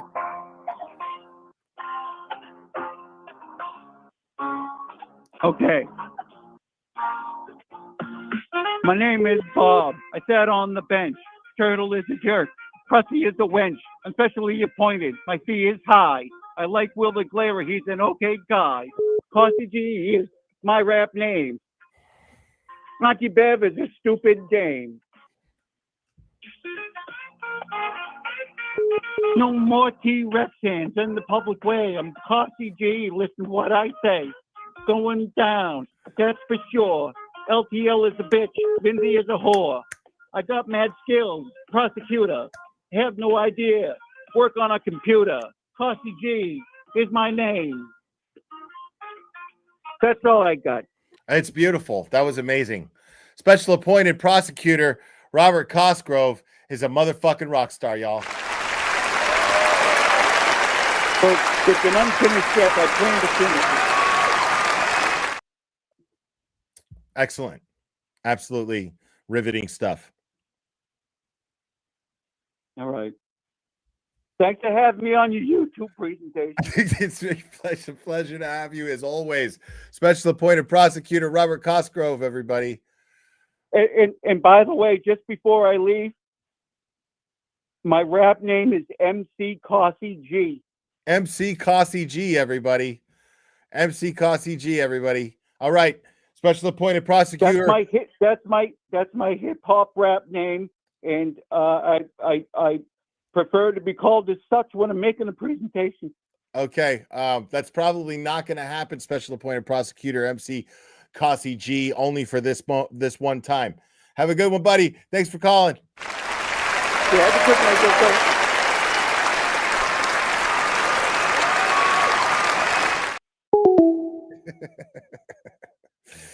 We love special appointed prosecutor Robert Cosgrove here on the Glare YouTube presentation. Holy shit. Call from. You're on. Who am I speaking with? Hey, it's Jody. How are you? I'm doing well, Jody. How are you? I'm good. I'm in Ohio at the Trans Am Nationals. The Trans Am Nationals. Okay. It's crazy. All the Trans Ams here. And of course, what am I talking about? Do you know who Karen Reed is? Do you know who Karen Reed is? Half of the people here know who Karen Reed is. And they're from all over the country. Leave those people alone, man. Talk about Smokey and the Bandit or some shit. Talk about Smokey and the Bandit or some shit, man. Don't be talking about Karen Reed. This shit's over. I literally saw the exact replica of the car from Smokey and the Bandit. Like, of course you did. The whole entire parking lot. It's full. How can there not be a Trans Am Expo and there's not a Smokey and the Bandit car? There's not a Bandit car. How can that be? So of course. It's the most insane thing. But I just thought everywhere I go, I'm not even from here. I'm not from Ohio. I'm visiting. I'm from Northeast. Let's just say that. But get out of town. I sat at the bar, had a drink. I said, "You know anything about Karen Reed?" And Beverly, the bartender, goes, "Oh my God, from Massachusetts?" I'm like, "Yeah." She goes, "I know all about it." I'm like, "Oh, we'll be friends." Everybody knows she's innocent. Everybody. Yeah, there's actually a really, really, really good reason for that, Jody. Are you ready for it? Okay, I'm ready. She was acquitted in a court of law. Yeah. Not only that, but she's factually fucking innocent. Well, right. Hence the acquittal. Hence the acquittal. She's innocent. It's been done. It's happened. That's right. You're damn right. You're damn right. Hey, listen, I don't want to keep you long. I don't need no psychiatric, evaluation with my confidence levels or anything. So you go do your thing. I'll keep listening and laughing. Jody. I'm sorry, I had to. All right. Have a good one, Jody. Thanks for calling. You too. Bye. Bye-bye.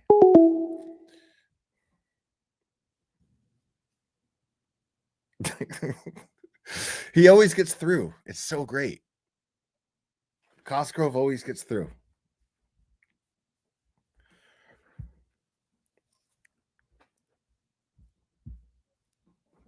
Like, it's going to get to a point. Somebody's going to have to make like a Cosgrove like compilation video of his calls. Call from. Crazy Brazilian. You're on. Who am I speaking with? Crazy Brazilian, como está? Crazy Brazilian lady, what's up? Nothing. How are you? I need you to speak up, okay? I need you to enunciate. Can you hear me now? No. Oh, hold on. Can you hear me now? Yes. Much better then.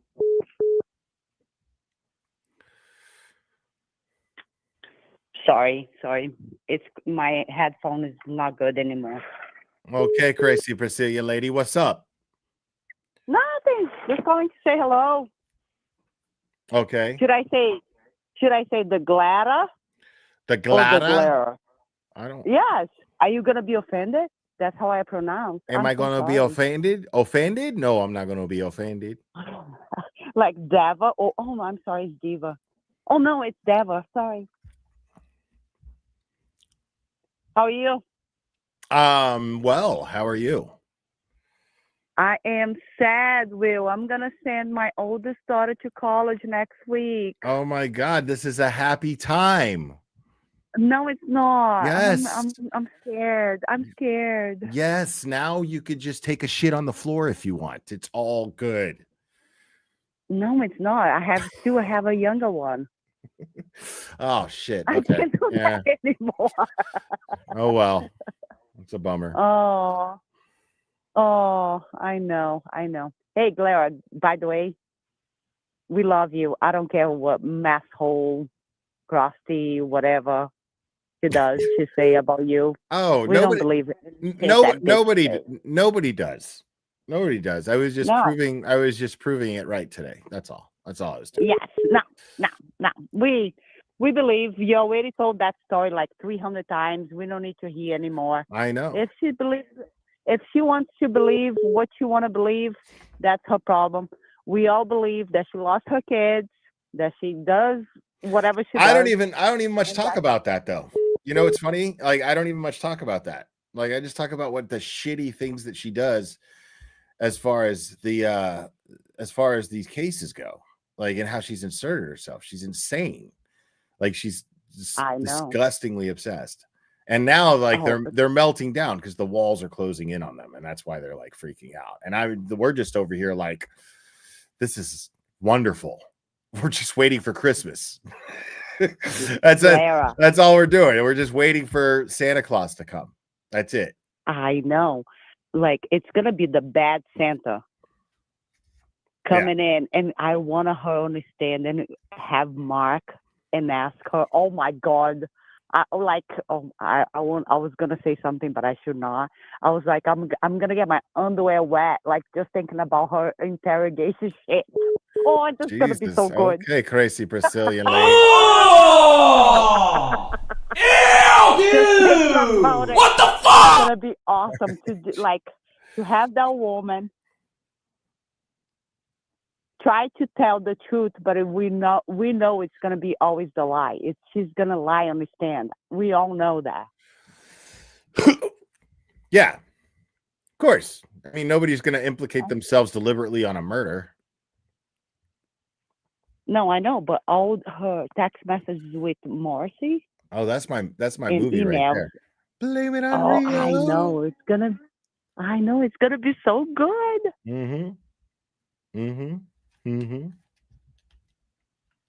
Okay, Clara, I'm gonna go enjoy my daughter. Oh, I want to cry. Just thinking about leaving my baby. Yes, go give her a big hug. Give her a big hug and make sure you say your goodbyes very plenty and make sure she leaves with a memory of love. Oh, she does, and she sent me she go to work on a farm, and I send her with her lunch. And she texts me, oh my God, I'm going to miss this food. I make everything from scratch, Clara. Everything from scratch. And she said, oh, I'm going to miss this food. And I go, don't do this to me. I'm going to cry. Please don't do this to me. So, I mean, how far away for college is she going? 7 hours driving. 7 hours. That's a fucking weekend. You know what I mean? Like, just once a month, head on up there and bring her some food. You know?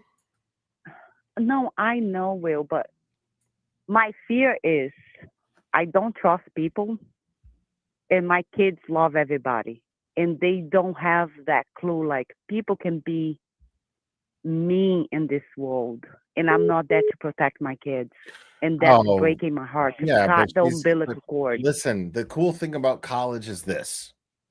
Okay? Before I let you go, I'm gonna leave you with this thought. If a kid was responsible enough to get through school and get their schoolwork done and apply to a college and get to the point to where they have enrolled in college and they are on their way to an education, they have reached a point to where you don't need to worry about them. They're gonna be okay. No, I know, Will. I know that, but inside, as a mom, it's just like, oh my God, no, this kid is amazing. Will, she got approved to Well, that's why you don't have to worry about her. It's exactly I why you know, don't but have to it's worry about it. still, I'm proud of her. She got approved to 7th school to be a pre-med, and I'm very proud of her. This is like a very good moment for a mom, like Mama Bear proud, but it's still at the same time, please don't. Well, I mean, you wouldn't be a mama bear if you weren't, apprehensive about her leaving either. You know what I mean? That's just natural, and that's okay. But you'll be all right. You'll be all right. She'll be all right, and everything will be all right. I hope. Okay, Will. All right, crazy Brazilian lady. I hope you have a good night tonight. You too. All right, bye-bye. Bye-bye. Call from. You're on. Who am I speaking with? Oh my God. Oh my God. Not that Dina. I don't go by that here. Not that Dina. No, I'm not even actually watching your show. I just saw that previously you were taking calls, so I was doing some stuff around the house. I thought I'd give you a call. And by the way, Mr. Cosgrove, didn't know he was that talented. You mean he is something else? He is definitely something else. He should go on JFK. Special appointed prosecutor Robert Cosgrove. Amazing. Not that Dana. Yes. Oh, thank you. Not that my name comes up when I'm in the chat or anything anymore, but whatever. That's annoying as fuck. I just wanted to say, you were so funny. And it wasn't even you when you were on JFK the other night. It was James Jackson.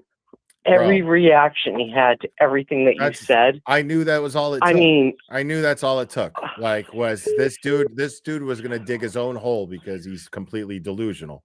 And these guys were going to go, okay, I see what's going on here. Yeah, but I mean, James Jackson, no shit. Him holding up the hat in front of his face. I mean, I had to watch that like 3 times just to watch him. I don't even know if I heard everything that was being said, but I was just watching him the whole time. And he was so fucking hilarious. His reactions were fantastic. No wonder you guys got along so well. I mean, it was beautiful. It was beautiful. He's just like holding the hat in front of his face, trying not to be disrespectful, trying not to crack up, but not being able to stop himself. It was wonderful. And I just wanted to say, one more time, go on that show. Go on that show more, because you're clearly loved over there. I would love to. And I'm going to have them. I'm going to have them up here soon. I just need them to reach out to me. Yeah, I'm waiting for them to reach out to me to let me know when, because I can do it whenever. Yeah, well, you clearly guys got the same time schedule, because I've only been able to capture you on replays because you're middle of the night dude. So, and they're like parking lot middle of the night dudes. So get on it, because that was entertaining beyond words. And I hope everything's going good with you. And I know you don't want to hear it, but happy 50th. All right. Yeah. Thank you. I appreciate it. That's enough of me. Goodbye. You have a great night. All right. You too. Not that Dina. Yay. Bye. Bye.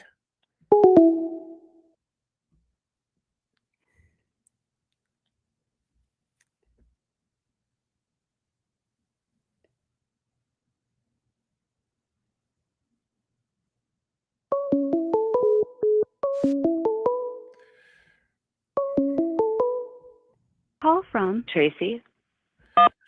You're on. Who am I speaking with? Hey, Claire. This is Tracy from South Dakota. How are you doing? Tracy from South Dakota. I'm doing fantastic. How are Yes. you? I am good. I just wanted to say something like about Kelly Dever. And it's like not with my voice right now. So anyway, if she would just come forward, she would be probably looked at better. You know, like I know I would have way more respect for her. Like you want to turn down your device. You don't want to listen to me and talk to me at the same time because it's going to be I know it's driving me fucking crazy. Yeah. Actually. Yeah. You can watch the replay later. So turn off my fucking TV, or how do I do this? Yeah. Yeah. Basically. Okay, Jesus fuck. Can you hear me now? Yeah. Yeah. Well, did that make sense? What I was saying about her, about getting more respect from the community, of if she would just come forward, she would probably save the day herself. Does that make sense? I know. Sure. Yeah, that's what we've been saying. Absolutely. Right. Completely And agree. I thought go ahead. Sorry. No, I said I completely agree. Yeah, I hope she's watching, and I hope she, I heard that lady say, oh, she's Canton, but no, she knows what she did, and she would have respect from so many people if she would just tell the truth, and if she is listening, I hope she listens to that. You know what I'm saying? A lot more respect for sure. Right, yeah. right. She'd earn at least some respect with me, at least some. Right. Right. And, that goes a long way. Right now, she has nothing. Right now, she's probably sitting on her couch watching all this shit, hearing terrible things about herself. But, it's all up to her if how she wants to change her own fucking narrative, Agreed. So. Agreed. Just wanted to say, hey, and I love your show, and I'm free Turtle Boy, man. Yeah, totally. Thanks for calling. I appreciate it. You too. Take care. Bye. You too. Bye-bye. All right, I'll take one more. And then we're calling it a night.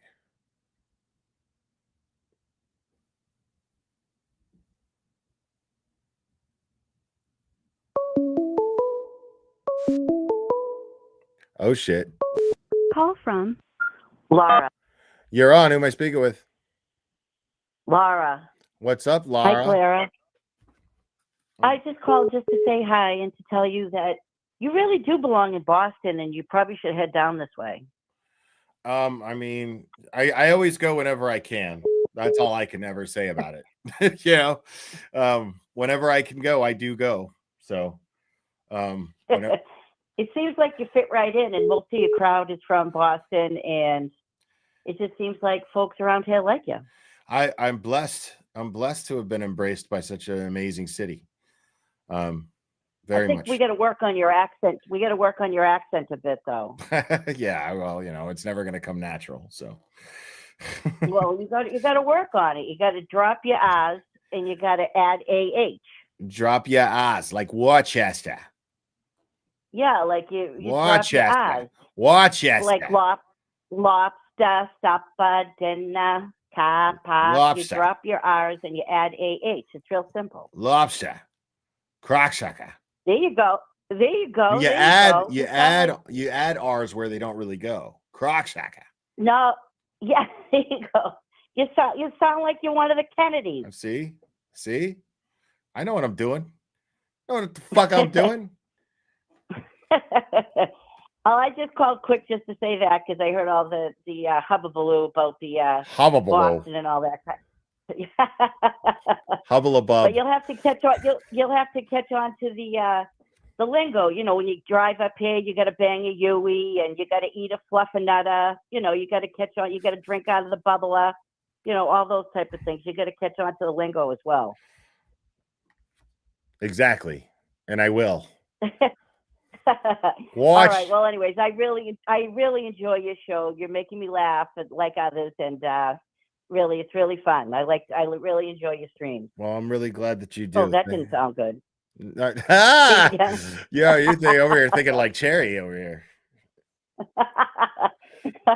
All right. Well, I won't keep you too long. Have a great night. Take that filth back to Worcester. All right. Oh God, my mind is horrible. All right. Bye-bye. Call from Brenda. You're on. Who am I speaking with? This is Brenda. How are you? I'm good. Let's go. Let's make it quick, Brenda. Yeah, I'll make it quick. So I'm phoning from Canada. I just wanted to say something. First, I feel sorry for that false memory girl. I hope that she really comes clean with a lot of things so she can go on with her life and feel better. But anyway, getting off that topic, I just want to share one thing that really pisses me off. Paul O'Keefe. I have 3 brothers, and I'll tell you something. This guy is a piece of shit. He doesn't care about what happened to his brother. Time's He running out, cares Brenda. more about the money that he wants to win off Karen Reed. And then Peggy and that, I'm just going to be very honest because I'm 63. You know what? It's been 3 years. The sad thing about this is I believe that they all believe sincerely with their whole heart that Karen Reed never did anything like this to John O'Keefe. And you know what? When he puts his head on his pillow at night, he does not think about his brother at all. He thinks about his bank account. He is a piece of shit. I would not want a brother like that. And if you know what, if his brother knew what he did to his girlfriend, like honestly, you know what, he has no heart, and he should have steered his mother out of all people in the most right direction. As much as she hated Karen when this happened, as much as she wanted to blame her because of the text messages or whatever, the guy's just a selfish piece of shit. He really is. And I would never have let my mother believe that. And I don't believe that Peggy believes that anyway. I just feel very bad for Karen Reed because as much as she got acquitted, these guys are with their hands out. And I just wouldn't want a brother like that. I'm sorry. I think he's very disrespectful to his brother's life and death. And I think the only thing he cares about is all my bank account so I can just walk away and go on with life. And for Peggy, I get it. Like, I will never pick on a mother that's lost 2 children like she did. But 3 years later, come on. Like, come on. Tell somebody that you know for a fact. You know what? Here's how I'm going to end it. It would bother me as a mother. Okay, if I was in her shoes, I would really get the fact that, okay, I'm going to hate Karen. But 3 years later, I do not want somebody to enjoy their retirement that killed my kid. I do not want that. I do not want someone retiring and, you know what, I'm the real killer. Like, we don't know who it really is, but I'm just speculating. And you know what? It's just awful. I would never want that as a mother. I would fight with every tooth and nail I have in my body to make sure the person who killed my son does not enjoy the retirement. And as much as she hates Karen Reed, I think that that would have been something really healthy and good and productive for her to move forward, because she knows, and I believe this, that, you know what, she knows Karen Reed didn't do it. And it's just sad to watch because I just hope that she gets through all these civil trials real quick so she can get on with her life. But yeah, that's all I wanted to say. I just wanted to say, because I don't hear a lot of people talk about Paul O'Keefe that way. He's just a piece of shit. I'm sorry. And I feel bad. Yeah.